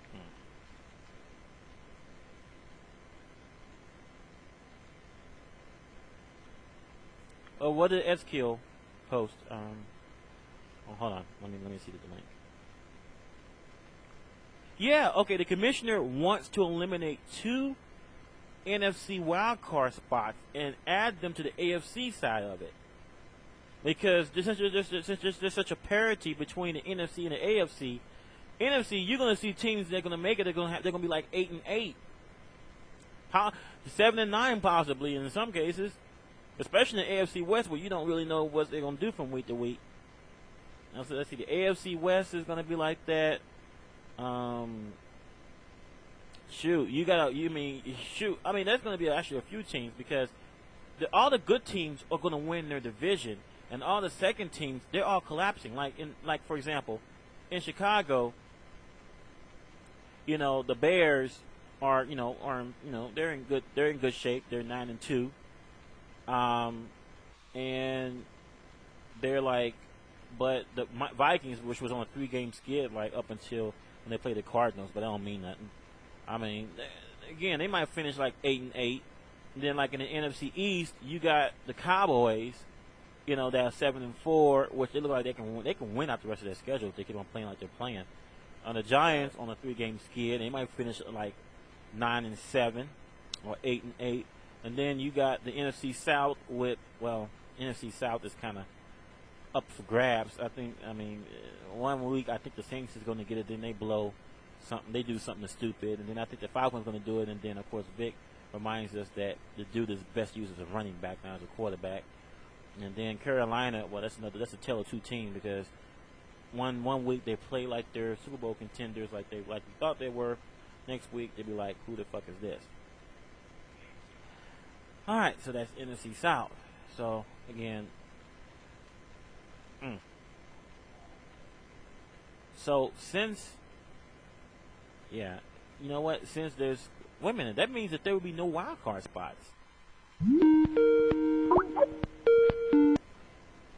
Mike. Yeah, what's up? What's up? Hey, I mean, not to interrupt the NFL stuff and everything, but that thread's pretty important, I think, about what Seth's talking about. I think, I don't know, I can't believe you missed it, but apparently a lot of people have because he kind of has a funny title on it or whatever. I guess it doesn't convey the importance of it. But I sold my soul to rock and roll. Yeah, I didn't even bother to read that thread. I'm like, okay, there must be some. I didn't even look who posted it. I mean, if I saw it was S-Kill, then I would have read it. But okay. All I gotta say is, we need to get him back on the show as soon as you can because I've never had him on the show. Oh, you never had? I've had Serlin on here, but I never had him. Oh, okay. So you never had a... Oh, okay. I would like to. I had a good conversation with him back when the radio was first starting. Yo, get him on the show, dude. I'm gonna try to. Senior management community at Capcom Entertainment. Wow. Yeah, it's big moves. MTV. This. It's a good year. He didn't win as a scrub. Washing floors. He's senior management of community. Nice.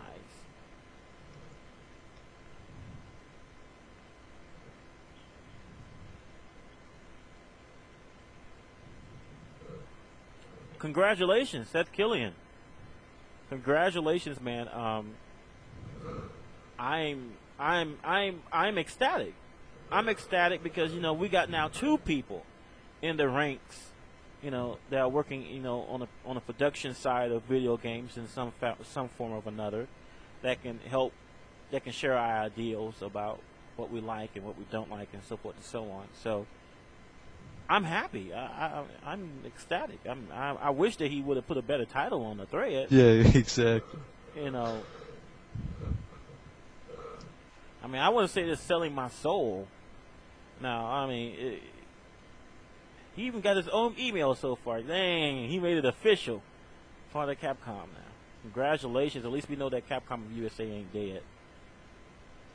Because I don't know, the Resident Evil series is starting to get old.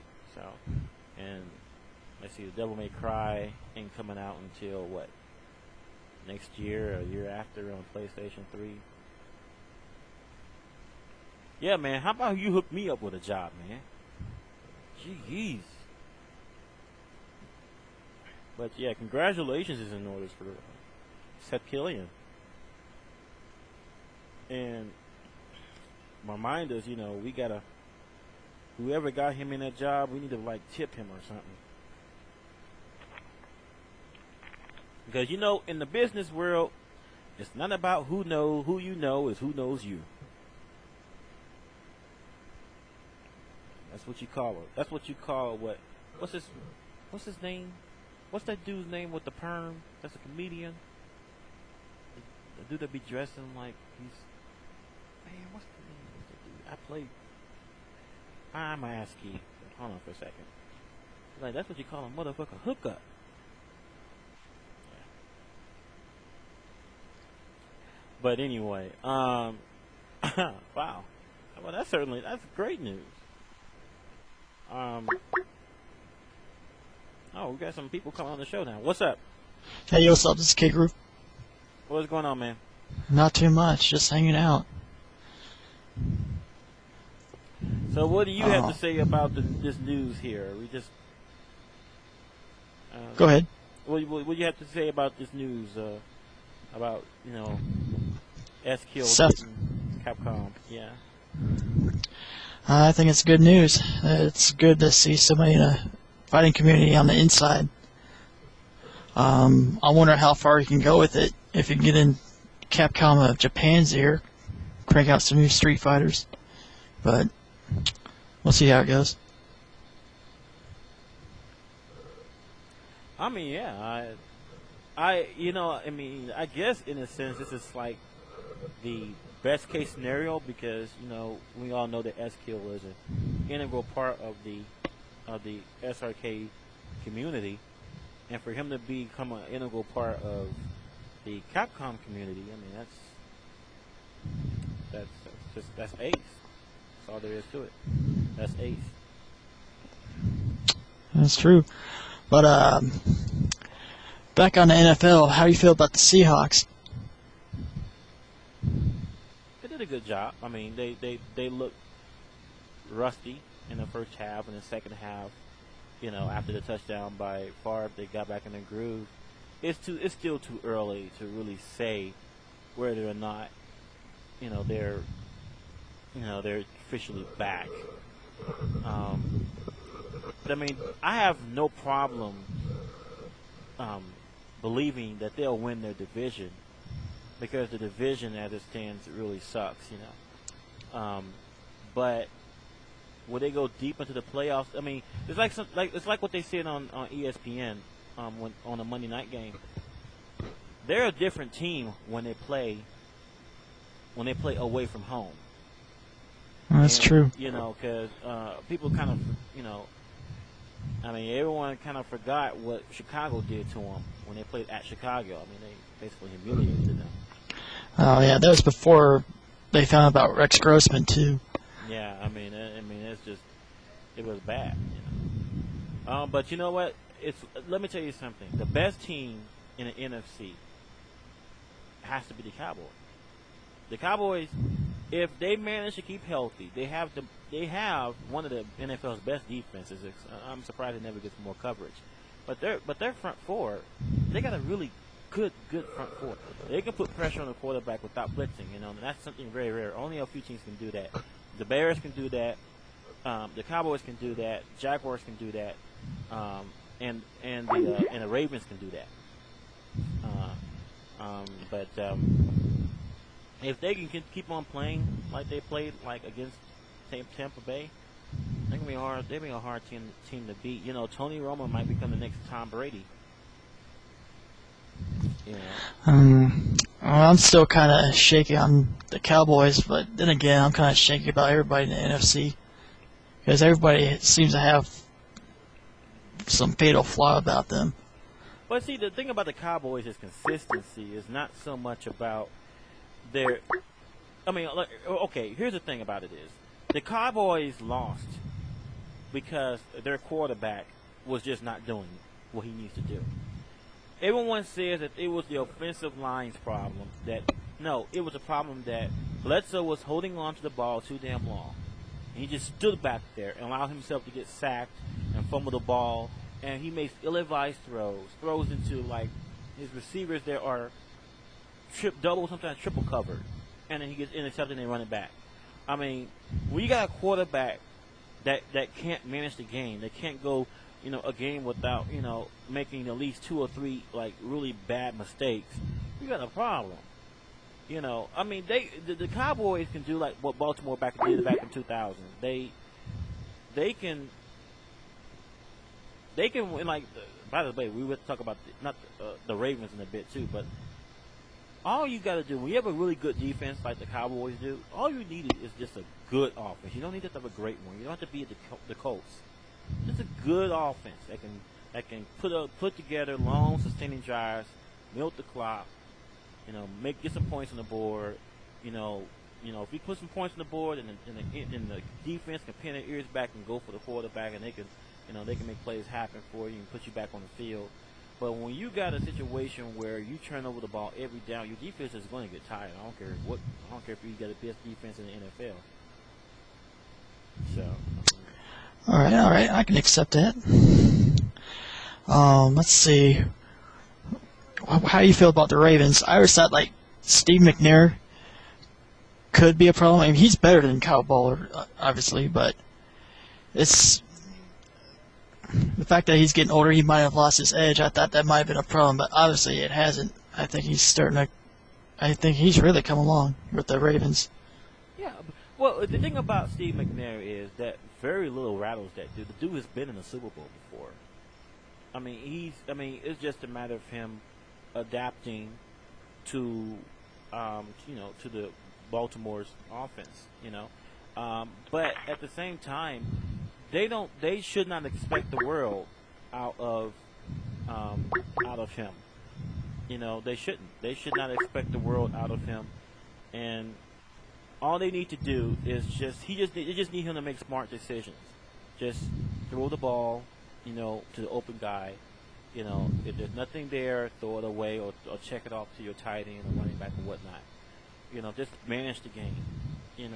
Because let me tell you something. 0 touchdowns and 0 interceptions is not bad. That means you manage the game. You didn't necessarily. Touchdown is not it's not an indicator of how much good of a quarterback you are. That's not an accurate indicator. There are people. They're like Brett Favre threw for a whole bunch of touchdowns, but his interception. He's about. I think they said Monday night he's only like 10 or something short of the all-time record for interceptions ever for a quarterback. That ain't good. That ain't good. The Ravens' defense, however, scary. It's a scary defense, and they're extremely athletic, and they get after you. I mean, are they as good as the defense that we saw 6 years ago with the 2000 Ravens that won the Super Bowl? I don't know. But they do have a chance of beating their own record because they had a few points allowed. So they still got a chance of beating their record. So we'll see. But right now, I would say that that it is between the Ravens, the Colts, and the Chargers to make it to the Super Bowl for the AFC. Yeah, as much of a Chiefs fan as I am, because I'm a homer, you got to root for the hometown team. The Chargers scare me the most, just because of LT. He's broken now,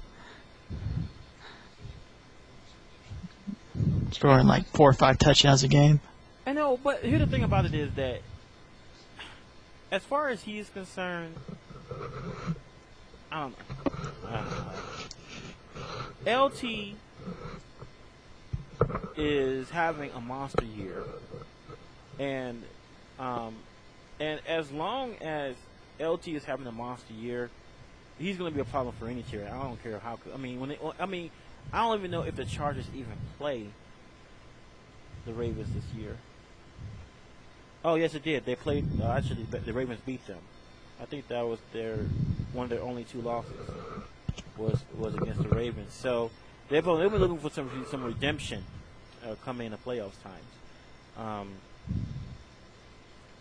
But they won't see each other until the actually the AFC Championship game because San Diego is poised to win the win the AFC West, and the Baltimore is going to win the AFC North. So I mean, it's going to be a while before they see each other. It might be into the AFC Championship game. They definitely won't face each other in the first round. Oh. Now, unless somebody loses a few games they weren't supposed to, but anything's possible any given Sunday. But you know what? That's the thing about it is, because see, not the Colts, but the Chargers are known for starting out great and folding in the second half. But they haven't done that this year. In fact, they've been down by like 17 points, and they come back. They did it 3 weeks in a row where they're down by like 14 or more points and come back and win the game. And so I mean that team don't give up. So I think they believe that they're destined to go to the Super Bowl this year. I think they believe it. They got a good quarterback. They got a Hall of Fame running back. They got a very good defense that's missing a couple of their people. Sean Merriman's going to be back this Sunday. That's going to help a lot. Yeah, I mean they're a team that is. They're a team that definitely can, that can go to the Super Bowl. I'm sorry. At first, the Colts really, it's not their year. It's going to turn out like last year. Instead of the Steelers, it's going to be the Chargers because the Chargers are built to beat the Colts. The Colts' problem is that they have a smallish defense, and if you run straight at them, you can get huge games off of them. And that's exactly what LT is going to do to them. Yep. Oh, man. There's first 5 games, they were giving up 150-plus rushing yards a game. And I guess they haven't done anything to shore that up. No. It's just that when you're on defense, you need someone big on your front four. You need a really big defensive tackle. If you look at the Bears, you look at the Ravens back in 2000 with Syracuse, you got these big 300-pound dudes as defensive tackles, and what that does is that gets you when it comes time to hike the ball, they have to double team him because he's so big. But when you got a small defense, you can just put a man on a man. You ain't that big. And there's no reason for the double team. But when you double team somebody, that always brings one person loose. That's why it was. If you ever could see some of the watch the Ravens on defense. Starting from you remember they went 12-4, but they lost their first few, and then they went on a streak and they won the rest of the way throughout the year. So you watch those games. You watch them on defense. On every snap, the quarterback almost gets sacked. every snap. That's because, man, they can't handle all of them. You know, this Ravens defense is not as I don't think they're as stout, but they're more dangerous because they're running a very complicated scheme. They're almost like the Patriots. You know, their defense is so unorthodox. You know, I mean, they're like, when they hike the ball, the person that's in front of you may not be the same person you end up tackling. You know, they bring blitzes from safeties, they bring blitzes from everywhere, cornerbacks, whatever. They have their defensive tackles go back and cover. You know, I mean, and send the linebackers in on a blitz. I mean, they do all this crazy stuff. You know, and I think that's a good thing. You know, because believe me, even though the football is a physical game, it is just as mental as it is physical. That's why when the Patriots draft, they only draft really smart players. If you ever look, they draft really smart players because if you can draft smarts, the physical part, that's not a problem. You know, we can work with you on that. But you can't. You know, it's like what they say on Ron Wright on the Blue Collar Company. You can't fix stupid. Yep, it's truth. You can't fix stupid. Yeah, they got. You're right. The Ravens, they got so much speed on defense. It's hard, and they send it from different areas. I mean, they don't ever come in at you twice the same way. I mean, and it just keeps you off. I mean, they completely decimated the Steelers. It was a bloodletting. They should have some type of bloodletting rule when it gets like out of control and people start getting killed. You know, and a score is like 25-0. You know, they should really think about, hey, you know, damn, let's make this end this. You know? Yeah, that was ugly. But Steelers, they got whooped by the Raiders too. They didn't get whooped. I mean, you know what the problem is Roethlisberger, man. Roethlisberger, man, he ain't the same, man. Ever since after he had that surgery, and of course after he got in that car accident, and, you know, all that stuff, he ain't the same quarterback, you know. And when your quarterback is playing bad, how the rest of your team plays is a moot point. I mean, if you don't believe me, just look at the Giants. They got a virtual mutiny on their hands. Well, the thing with Ben is he started to force stuff. Like last year, he was just managing the game. He was just letting Bettis and Parker run the ball, and then he would just run play action every once in a while. Just game management, played it safe. This year, he's just forcing a lot of stuff, and he's coming back from injuries early. But I think we've run across that. But yeah, I just see a lot more forcing action from Ben. Like if someone was asking, do you think this defense, the Ravens defense, can match the one they had back when they won the Super Bowl? No. I'll tell you. I mean, that defense was a one of a kind. That defense was. I mean, this one has speed. The other one's just so damn stout that, you know, it's very hard. It's very hard to actually to play against the Ravens defense of 2000. You can see it. I mean, they had a record. I think they shut out like 5 of their opponents during the regular season, like 5 or 6 of their opponents. That's never been done in NFL. Not even the '85 Bears defense didn't do that. That's scary stuff, man. Yeah, I mean, their defense was that was the scariest defense I've ever seen. Was the Ravens defense of 2000. This one is also scary, but for different reasons. But I mean, when it comes down to it, they are the best defense in football. I mean, whether or not they're going to be as good as the defense 6 years ago, that's kind of a moot point. The best part is they're the best defense in football, and I don't see that changing unless they get some serious injuries, you know. But I mean, you just gotta. They remind me of the Patriots defense back in like 2003. They're the same way. They had a speed. They had a defense that was built on speed and confusion. That's how they was able to beat Peyton Manning. They confused the hell out of him. They disguised their scheme so well, and they played so unorthodox defense. That's why Peyton in this offseason, after he got shut out like the 3rd year in a row by the Patriots, he spent his entire offseason just studying the Patriots defense. He figured it out, I guess, because he beat them twice since then. You know.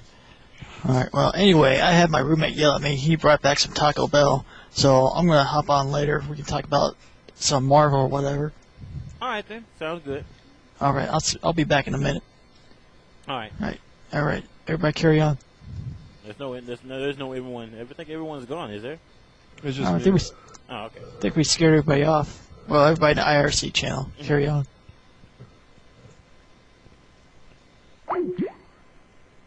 Hello? Yeah, what's up? Alright.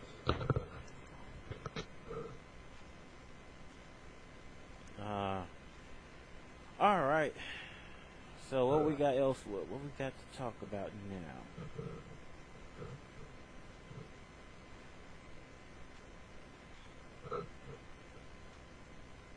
Mike? Yeah, what's going on? Why don't you tell the audience a little bit about yourself for those of you who don't know you? A little bit about myself. Let's see. I've been on Shuriken since, I want to say, September 2000, so a few years now. I reside in the South, Louisiana. I don't know. I don't know, man. Like, that's about it, I guess, as far as the SRK thing goes, you know. So what games you like to play? I don't know. I'm a big fan of the Alpha series, but with the lack of, you know, a scene for it right now, I'm just playing, you know, a little Third Strike and Guilty Gear. That's about it, you know.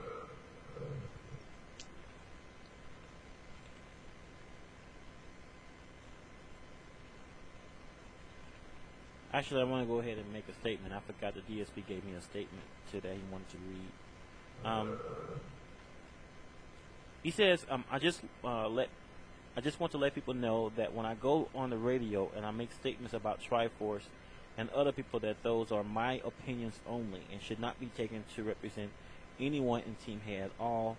We had an issue today where somebody was pissed off and almost quit the team because they thought it had a bad image. In fact, I had never officially joined Team Hate. In the first place, it just started saying I was part of it. So I think the whole thing is ridiculous, and I want to clear the air, that's all.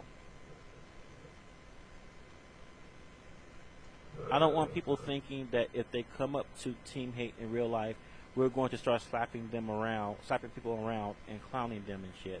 That's not what we're all about.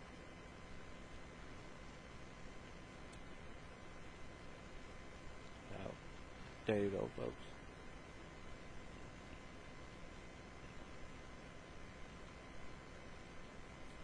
So you like the Alpha series?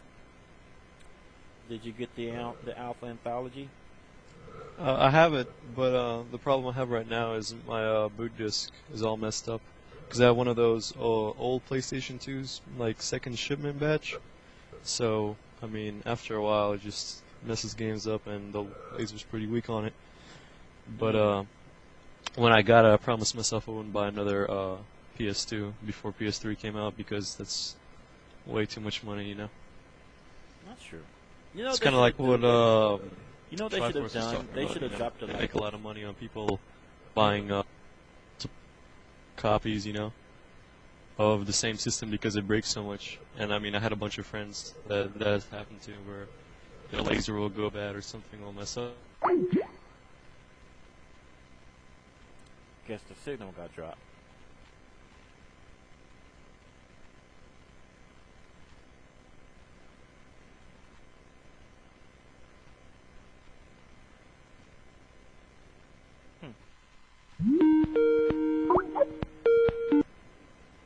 Hey. You there?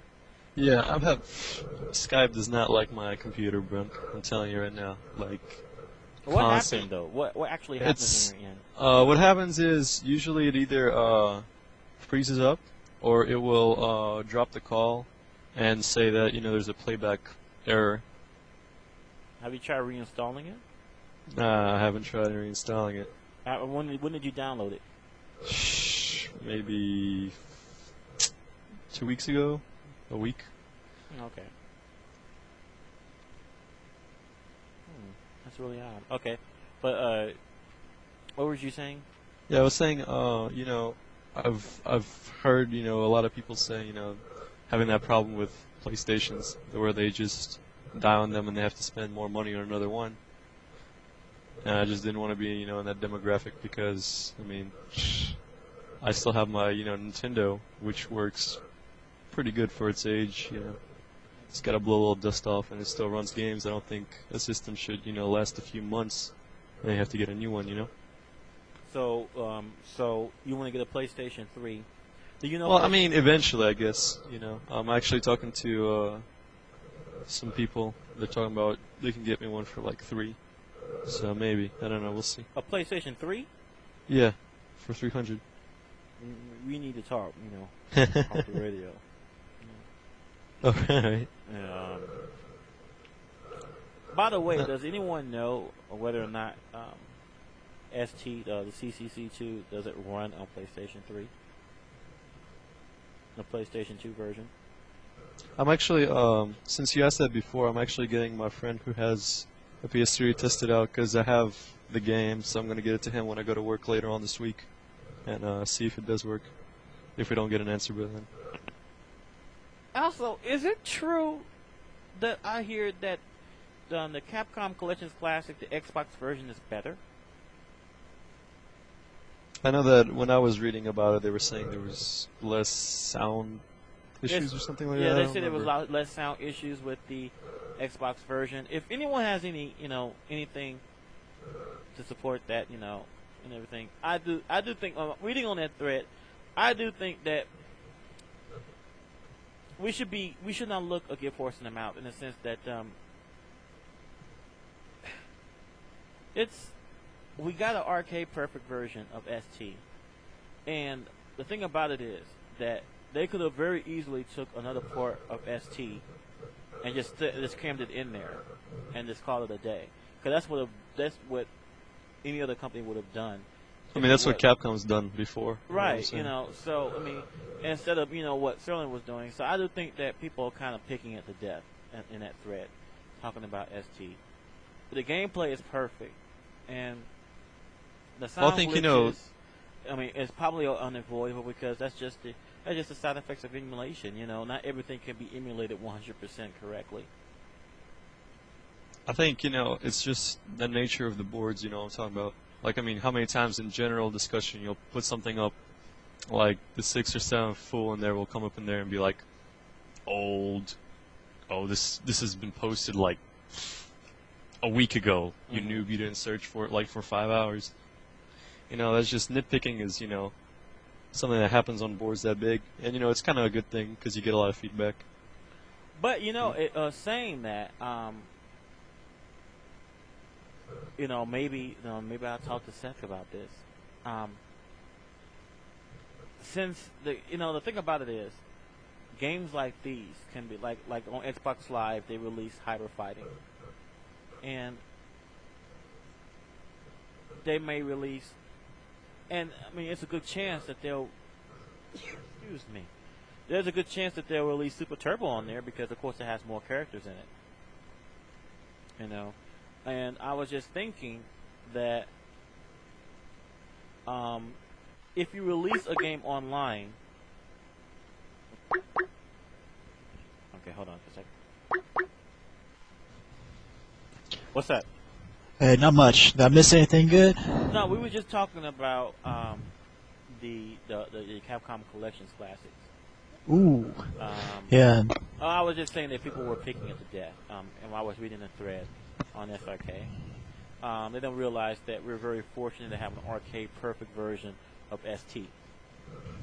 And people were complaining about the glitches in the training mode and the versus mode. I mean, those glitches are going to be there because they never existed in the original ROM. And I mean, and not all those glitches can be found unless the game is tested on a wide scale. I do think that maybe what we could be asking is when they put Super Turbo out, if they do put it out on Xbox 360 as part of the arcade thing, then maybe that they can release updates every now and then for the game to fix those glitches. Maybe that would be pretty cool. But I mean, but people are just really just picking it to death, and some of them just frankly seem ungrateful. Well, I think it just some minor things that caught some people off guard. I apologize for the stuttering, by the way. But I think people eventually get over it, you know? Well, I mean, like some of those glitches, like the flicker, the screen flicker thing that people were complaining about, like some of those screen flicker things, that actually is in the arcade version. People don't understand that the arcade version was not exactly glitchless.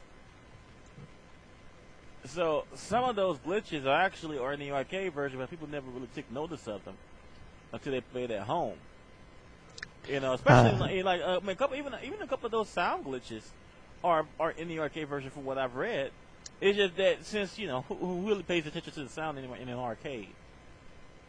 Yeah, exactly. It's just like only one thing I found funny was the only problem I've had with like any glitches was the sound when I picked Old Sagat. And then the background music got kind of funky. It's doing like random sound bites and stuff. But other than that, I've been fine with it. If I'm in an arcade, I'm probably not listening to the sound anyway, to the music anyway. Mm-hmm. I'm too busy trying to block and trying not to get comboed to death. But it'd be cool trying to get ST going again. I mean, it's been going, but around here, everybody just plays Marvel. And maybe a little bit of Gear, a little bit of Third Strike when we can get those guys over to play.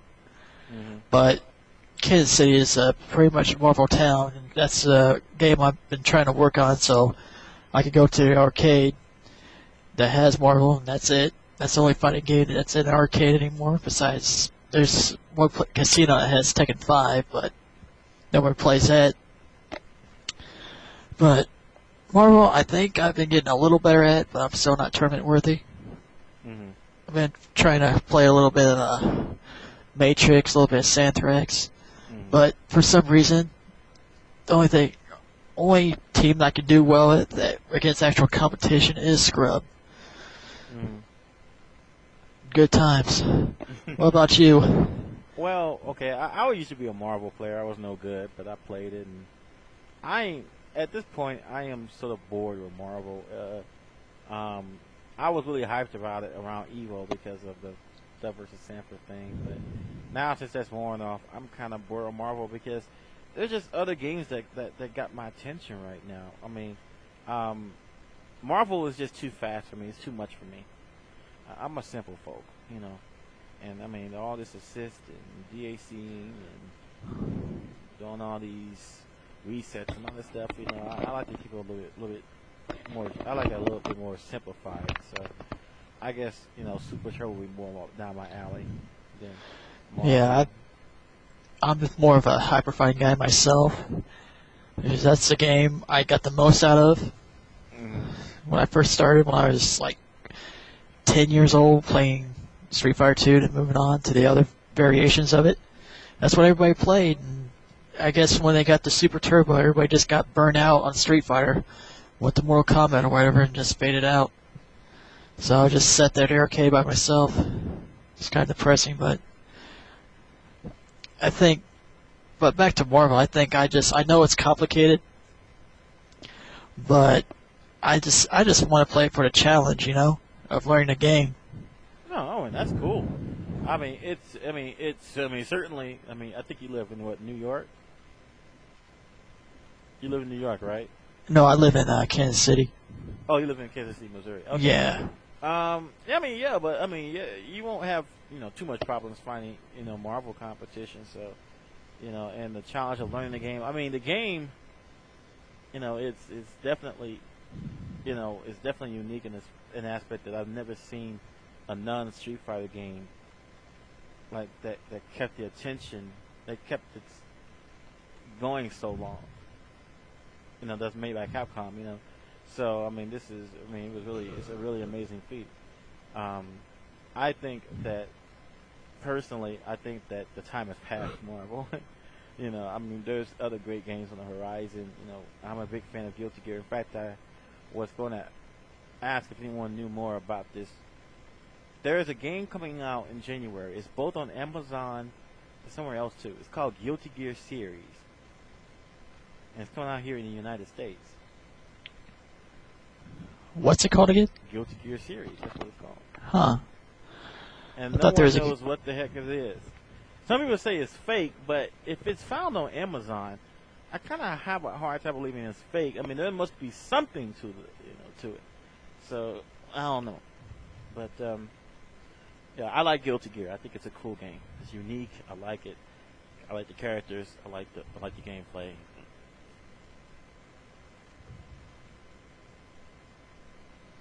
Yeah, I've been trying to get into that game too, but it's just something about not practicing it consistently that keeps me. I think I'm holding myself back because of lack of practice in that game. Because I have Slash for PS2, but then I lost my copy of Swap Magic, so I have to order a new one and get back into it. Apparently, I need to turn my shit down.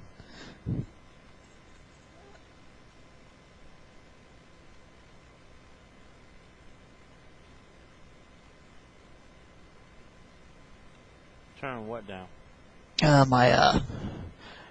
My mic. Oh. Apparently, I'm a little loud for some people.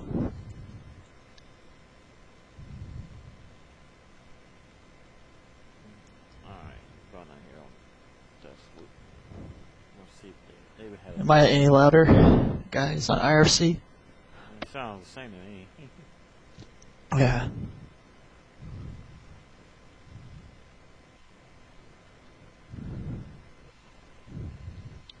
Alright. But yeah, there's a trying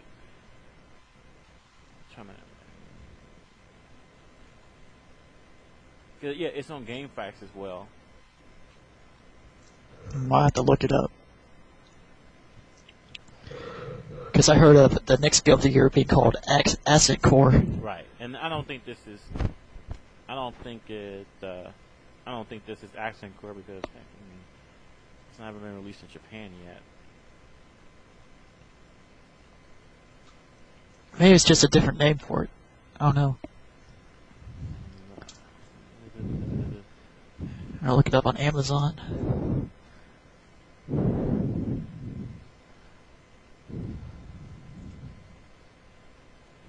I'm looking up information. It's on GameFAQs. And then I think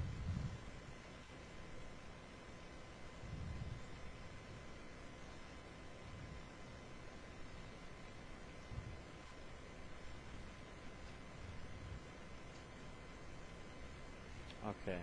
Never mind. The Access games that have nothing to do with it.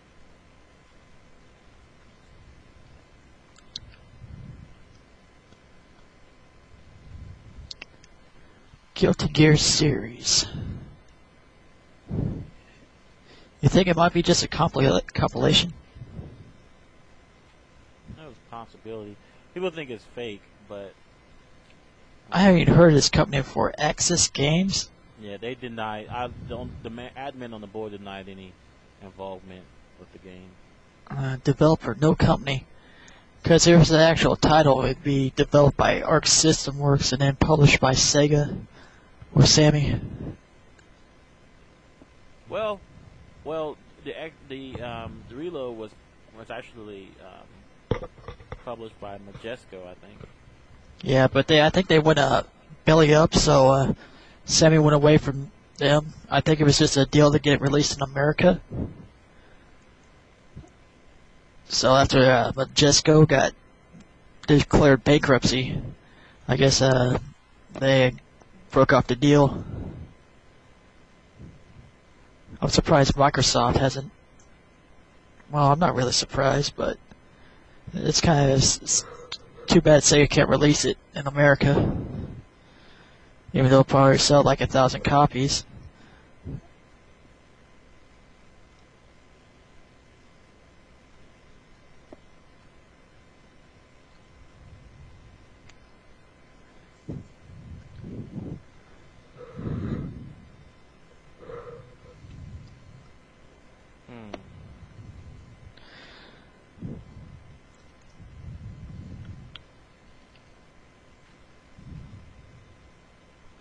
Let's see. Alrighty. Anything new going on in the foot job movement? No, no one has talked about foot jobs for a while now. No foot jobs, man. That's easier said than done, I guess. Yo, baby, give me a foot job. You no. Hey, get your feet away from me. Let go of my feet. Let go of my feet. Yeah, that was all. That was all Aaron's little. Man. Or something about butt plugs go for a while. I'm not going to even go there. Yeah, we'll just drop that. You're on your. It's a lot of freaky shit that comes out on AlphaISM radio. Yeah, I am not going to. Just not going to go there about that stupid. You turn on when it top tier Street Fighter strategy, you get foot jobs in an ice cream truck.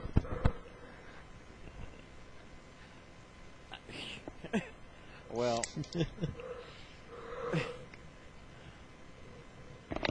if you know one thing I was talking about. Let me ask you guys what you think of this idea. You know, one thing that's sorely lacking, I saw in the. Has anyone here ever played Virtua Fighter, especially like Virtua Fighter maybe 3 onward, Virtua Fighter 4 onward? I played VF4 Evolution for a while. Have you ever played this training mode? I tried training mode. Oh, I tried that. That's very in depth. Yeah, to say the least. And the thing about it is, like, wouldn't it be cool if, like, so let's for example, if they were to put Super Turbo Online on Xbox 360, wouldn't it be kind of cool if they would include a training mode that would show you some of the, you know, just like it's progression. Like, you know, they'll teach you how to do a punch and a kick, and then, you know, you got to, you know, you can do, then they show you how to do special moves, and then they show you how you do combos, and then maybe they get to more of the, you know, more of the in-depth stuff, like maybe reversals or whatever. And I was just thinking is if they can actually, you know, you had to earn degrees. Like, you know, you earn like degrees of in a Virtua Fighter for the training mode. Like, you graduate and stuff from what I remember of it. And I was thinking that like maybe they can like expand that where maybe that like they could start doing online tournaments. And on online tournaments, you can it's like you have to like have a certain, you know, degree or higher to actually enter to the tournament. So then the tournament isn't flooded by a bunch of people that don't know how to play the game. And then yeah, that's like the quest mode you're talking about, right? Yeah, sort of. You know, it's like, I mean, the computer's going to give you certain challenges and, you know, to train you, and then, you know, you got to go out there and you got to be able to like, you know, you must be able to like accomplish these challenges, you know. And it's a lot like the if you ever played Street Fighter EX, that have a training mode like that where you have to, I remember like to get the little secret barrel game or whatever, you needed to, you know, fill up I think all the characters to a certain degree, and it would just, you know, start you off with doing very basic combos like, I don't know, Guile doing, you know, jumping fears, close fears, sonic boom, to like more advanced stuff where you would have to, you know, super cancel and stuff at the end. Mm-hmm. And it would just kind of fill up your each character that you would do it with, and, you know, you would get like a little barrel game at the end for it. But, you know, I guess you could use it for rank as well, kind of like the same idea. I wouldn't use like the training mode as a basis of what tournament you could be able to get into. I would use well, I guess you couldn't use like record either, because a lot of people will do some BS to get their record and their ranking up. Mm-hmm. But like, even if you know how to do a combo, it's like you still have to know when and how to use it in an actual match. Because like,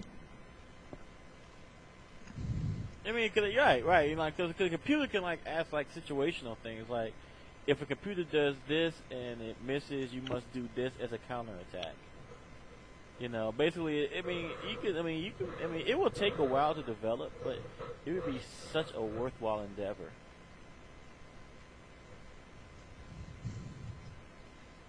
That's true.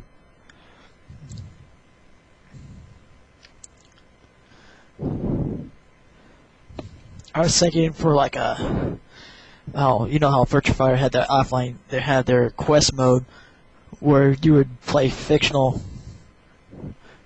players and then you'd work your way up through the fictional arcades. Mm-hmm. Oh, basically you have like the online mode for Street Fighter, have it that way. But I guess people would just, that way if you were like an A-ranked player, you wouldn't be able to go into like a C-ranked room or a C-ranked tournament. Mm-hmm. And every once in a while you'd have like a tournament for each grade, and then like the top 4, whoever advanced to the next rank. And if you disqualified or if you dropped or something like that, you would automatically lose your rank. So you wanted to worry about droppers trying to maintain a ranking. I was thinking something like that. And then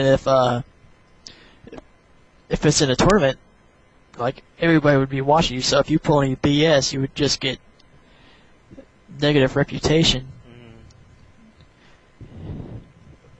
And then you could have like a reputation affect your ranking as well.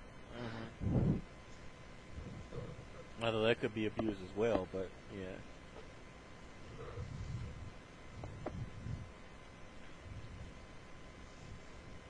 Yeah, you have people giving you bad reputation just because you beat them. Yeah, that's true. You kind of would have to cut back in your shit talking too.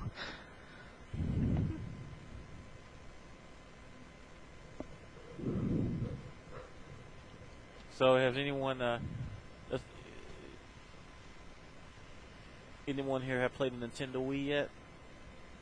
I haven't had a chance to. I'm holding out for. Uh-oh. Jesse. How's it going, man? Going all right. What are you guys doing? Just talking about random stuff. Here you go, sir. Whoa. He's at work. Who's at work? So you're at work, aren't you? No, I'm actually in the group Jack in the Box. I'm on my. I'm basically going. Yeah. Man, you know what? I just realized I haven't had Jack in the Box in 2 weeks.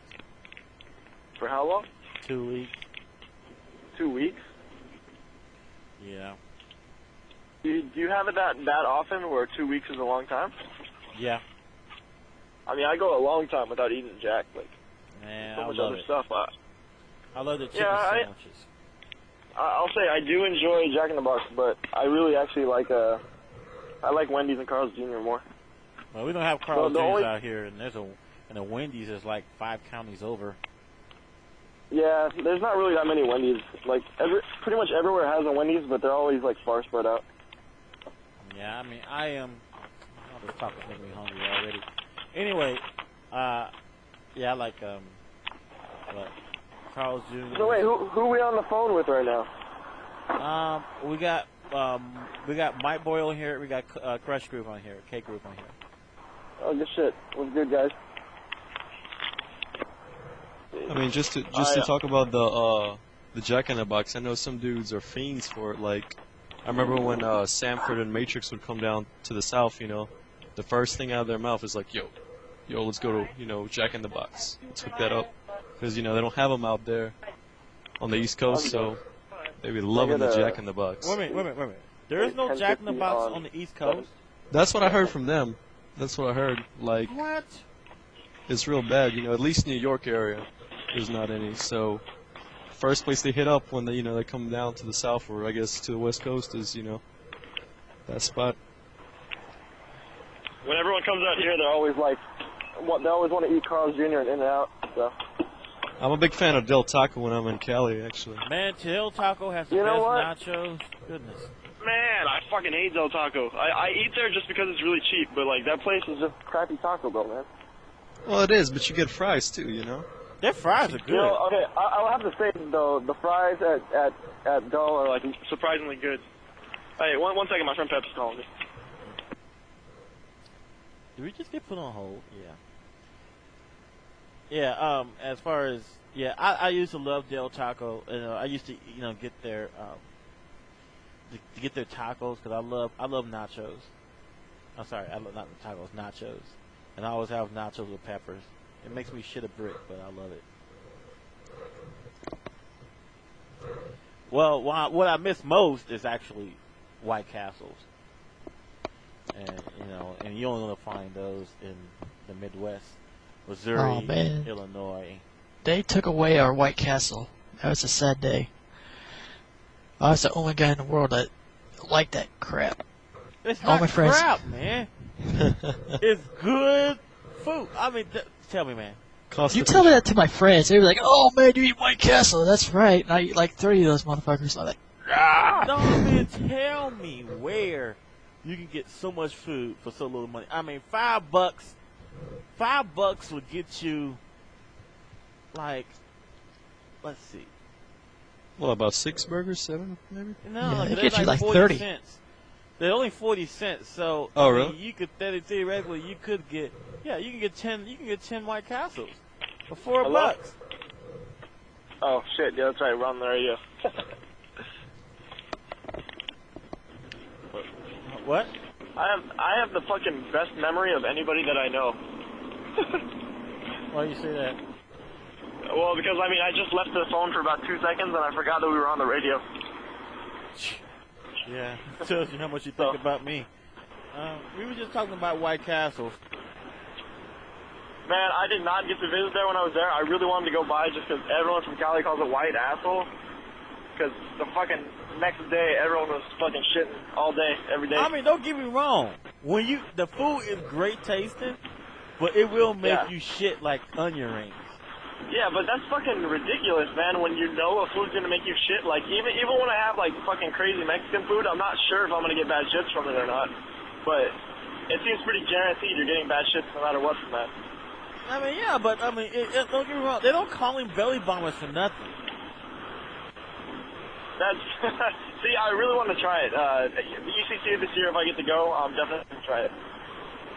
I mean, belly bombers... I mean, if you can get yourself at the White Castles, man, you know what? If you like fish, try their fish sandwiches. If you like chicken, try their chicken sandwiches. The chicken sandwiches are really good. Of course, the hamburgers are classic. I mean, you could take $10 there.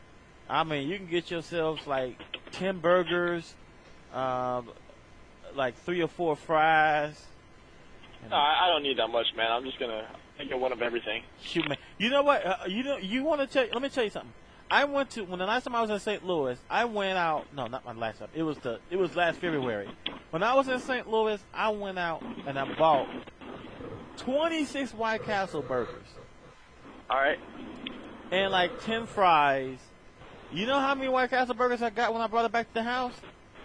1. Everyone else killed them off. Should be keeping people around that are getting fucking burgers up. I can't believe it is sleeting outside again.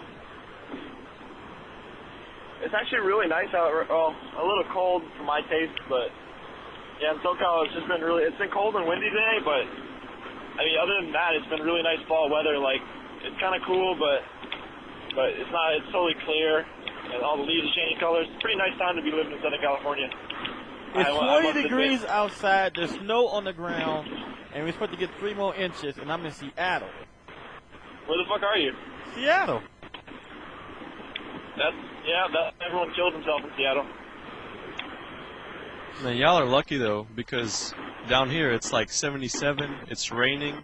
It's crazy. It's like, late summer or something, and it's about to be December. So. 77 is not bad, man. That's like perfect weather. Yeah, 77 and rain. What's wrong with that? Hey, rain is not cool. That sounds good, man. It's like you're fucking Hawaii, man. You're in the tropical. You got a tropical rain going. I see you live in the Midwest, so like tomorrow, it's gonna be 30 degrees outside. Watch.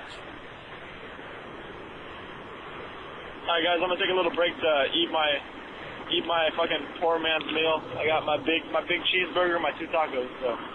You did not get any chicken sandwiches, dude. Dude, the chicken sandwiches. Oh, the 99-cent one. Yeah. Fucking 20 cents more, I can get a big cheeseburger, and that shit's way more food. You're missing the point, man. You're not black. Never mind. Yeah, exactly. I mean, I really see no color, but. People tell me I'm not black. You just don't appreciate the chicken. That's the problem. Dude, you know what? I think the problem is you're the one that's not black because you think that the chicken that's inside a Jack in the Box chicken sandwich is chicken. It's chicken to me. It's a fucking chicken patty, man. It's not even like a breast or anything. I know, but it's chicken enough for me. I mean, you never see like a bunch of black guys going into a McDonald's and be like, shit. Oh yeah, it's a chicken, man. That's just real chicken, shit. Real chicken. You haven't been in the McDonald's in the hoods, then. Because you tripping there. You haven't been. I got to take you down to East St. Louis. So I actually have to let you guys know that now I really want some fucking McDonald's. Yeah, I haven't ate McDonald's in like. That is the one thing that I think it's from when you're a fucking kid and you eat that shit all the time or something. But like every once in a while, I get a crazy ass McDonald's craving. I just have to eat that shit. Only craving I have with McDonald's is their chicken McNuggets, which is like processed meat, and they have great fries, obviously. And oh yeah, the fries are fucking phenomenal. It's like they're a little inconsistent. You can get like shitty days, but if you have a good Friday at McDonald's, fucking nothing in fast food tops that. Yeah, well, especially with the fries concern. Yeah. Fuck, man. All right, well, I better get to eating this before I fucking eat my hand or the phone or something. Okay. Okay, so my roommate Danny made me sit down and watch Super Size Me. Mm-hmm. You know why you want to keep going back to McDonald's ever since you were a little kid? Mm-hmm. Besides the Happy Meal toys that they tried stiffing on you? MSG? Apparently, they put some weird-ass chemical in it, and I guess they add it to the patty, and it get you addicted to it. Kind of like what they add in cigarettes. I wouldn't be surprised. But it's not their hamburgers that are so good. It's their fries. I'm sure it's in everything, you know? Yeah, it's probably in the fries, too. It's in their salad. I mean, I remember we had to read a book about it. The name escapes me, but they were talking about how most of the tastes and smells that you recognize as McDonald's is made in some factory in Jersey, artificially. So it would not have surprised me at all if it had some kind of delay reaction drug that made you go back for it. So Pixel. Pixel. Hey. Hey, what's up, man? Not much. We're just talking about fast food. What's your favorite fast food restaurant? KFC, maybe? Okay, here's my thing about KFC. As far as their mashed potatoes and gravy, they're the best ever to make mashed potatoes and gravy. I mean, I had mashed potatoes and gravy from a lot of different places. But KFC's mashed potatoes and gravy is off the chain. I don't know if you guys ever eat that, but I do. Yeah. Man, but one thing I would never eat ever again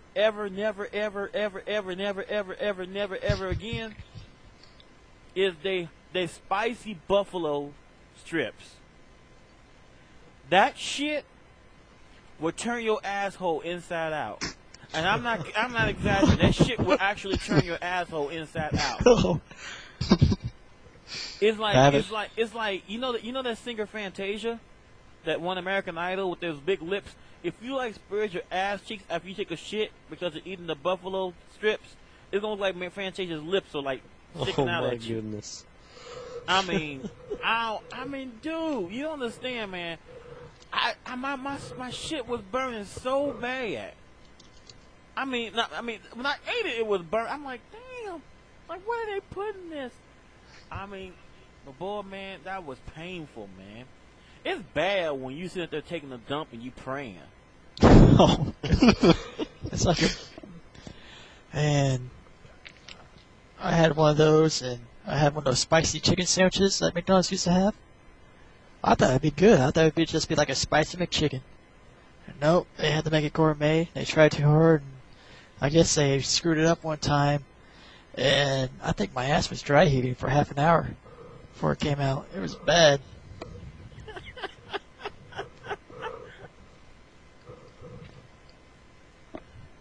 KRushGroove, tell Bone to play what I linked to in here. What is that? I have no idea. I guess E-Bombs World. E-Bombs World link in IRC. Oh no, E-Bombs World. I can know this. What is this regarding? Seinfeld, I'm guessing. Is it the Michael Richards but I played that way. recut yesterday. Oh, was that the rap? Was that what it was? Yeah, he sent me that yesterday, and then later someone sent me the link to this Seinfeld episode that was recut around, Michael Richards talking about the N-word.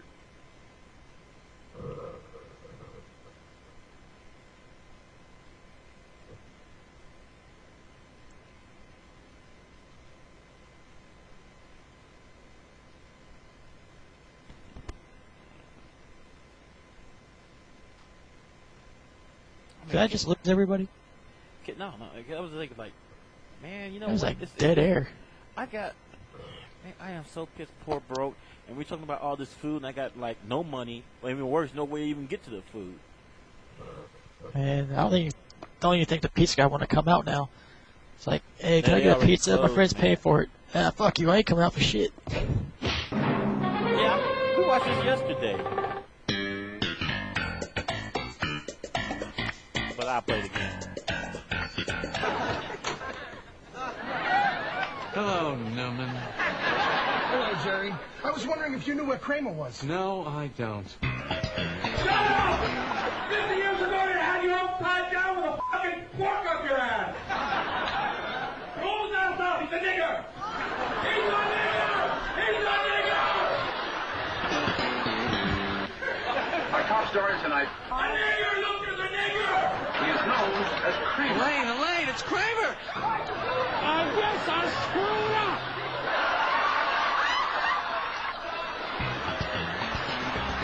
What's buried beneath your stupid motherfuckers? So how about that Kramer, huh? The way you just says stuff.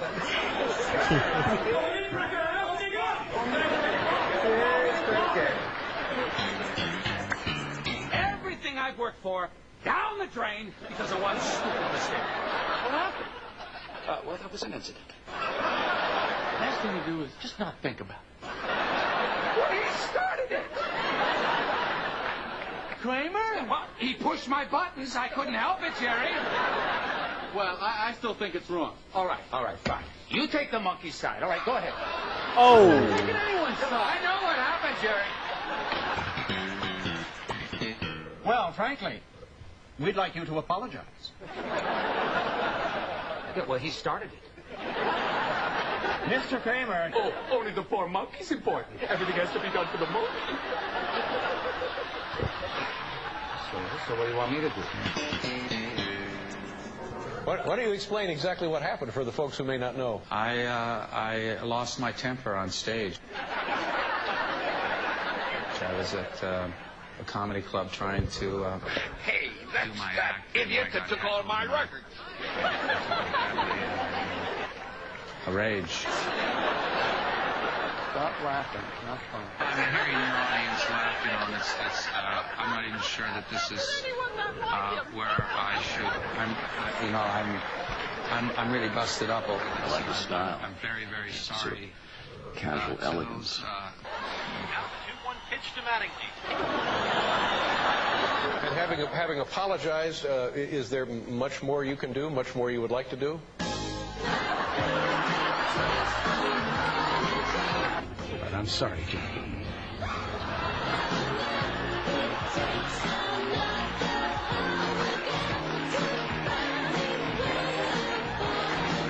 This son of a bitch is ice cold.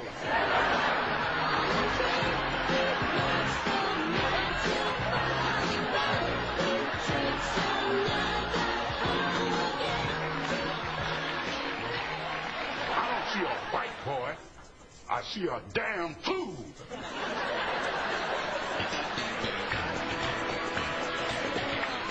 Yeah.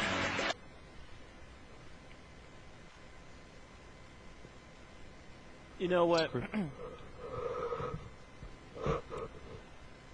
One of the things about it is, you know, everyone think that because, you know, I'm black that the worst thing you probably could call me is a nigger. Nah, the worst word I ever took offense to that I was ever called was a porch monkey.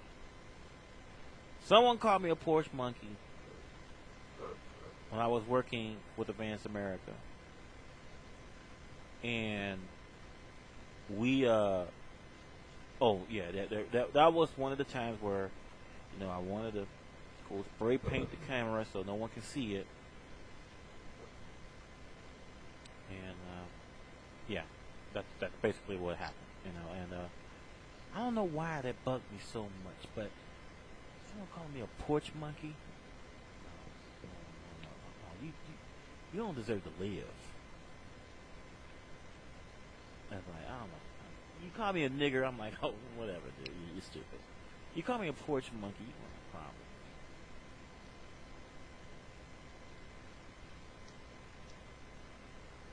At least with nigger, you're gonna announce, you know, they'll still think of me as a human. At least it's a lower class of human. I mean, porch monkey, shoot.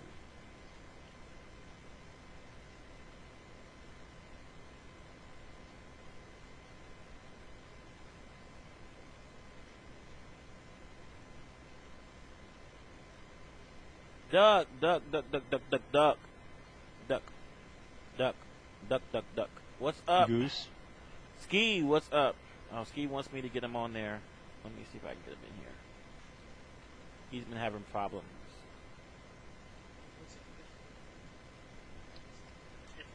He says I should not see Clerks 2. Well, okay, I'll remember that. You haven't seen Clerks 2? No, I haven't seen Clerks. It's funny. It's funny that you brought up that because they have a whole pretty long scene about that one word actually, or two words I guess, in the movie.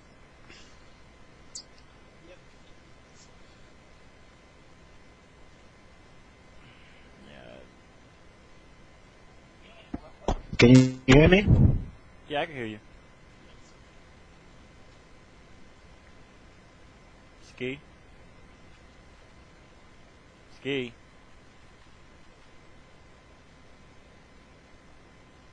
Oh. Okay. Okay, well, I'll go ahead and drop you from the call, and then just have me reconnect.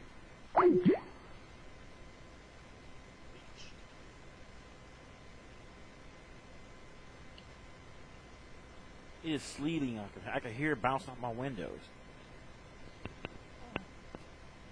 I'll be right back, fellas. Be right back.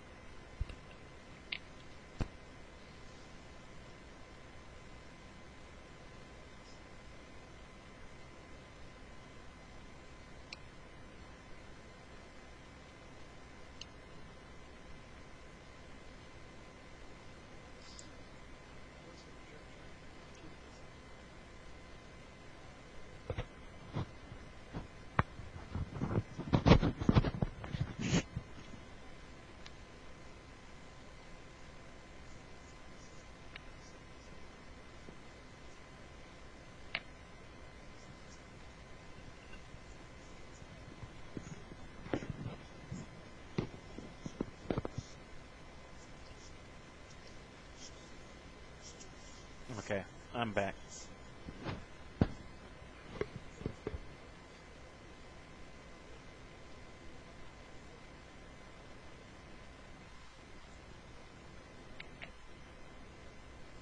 Okay, phonetrace.org. Okay, I'm putting it in my own phone. Let me see if it tracks me back.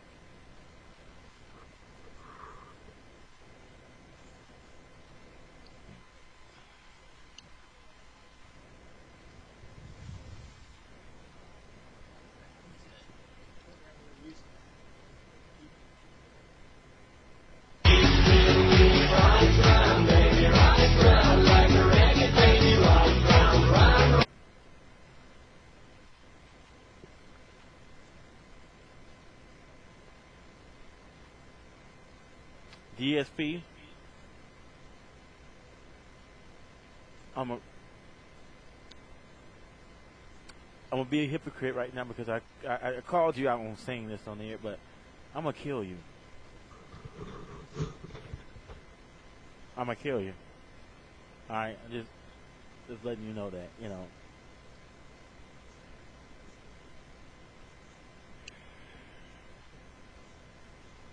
Has anyone else been to phonetrace.org?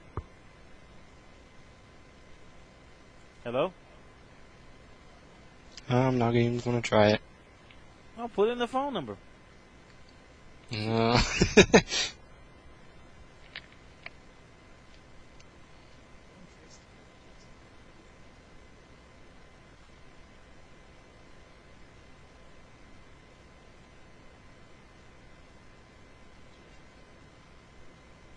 And DSP, I will get you back on that too.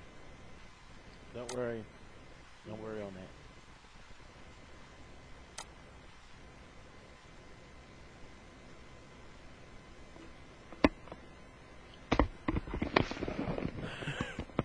Okay, give me a random number. I'll give you just do mine. 425-738-6217. 6216. I'm sorry. 6216. All right. And here we go.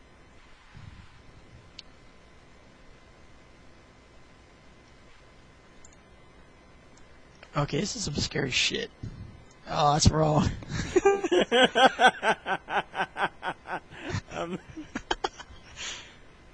Now, my point is, who went through all of that trouble of making such a site, a professional site like that? I saw UC Wayne. I mean, I don't feel too bad because, I mean, it's an authentic looking site. There's nothing on the site that says that it'll end up like that. That's a good trick, though. That's a good prank on somebody.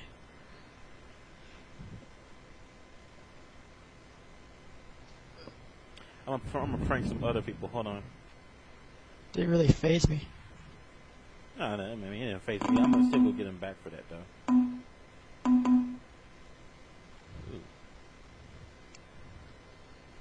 Whoa. It's damn, crazy. look like everybody just quit.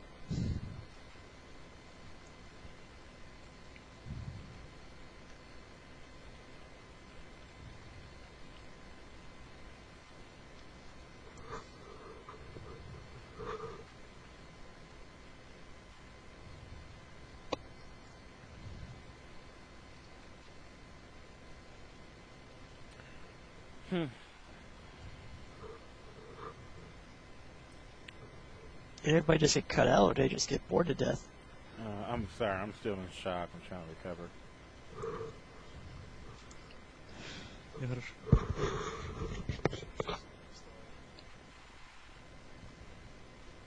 I'm hungry too, man.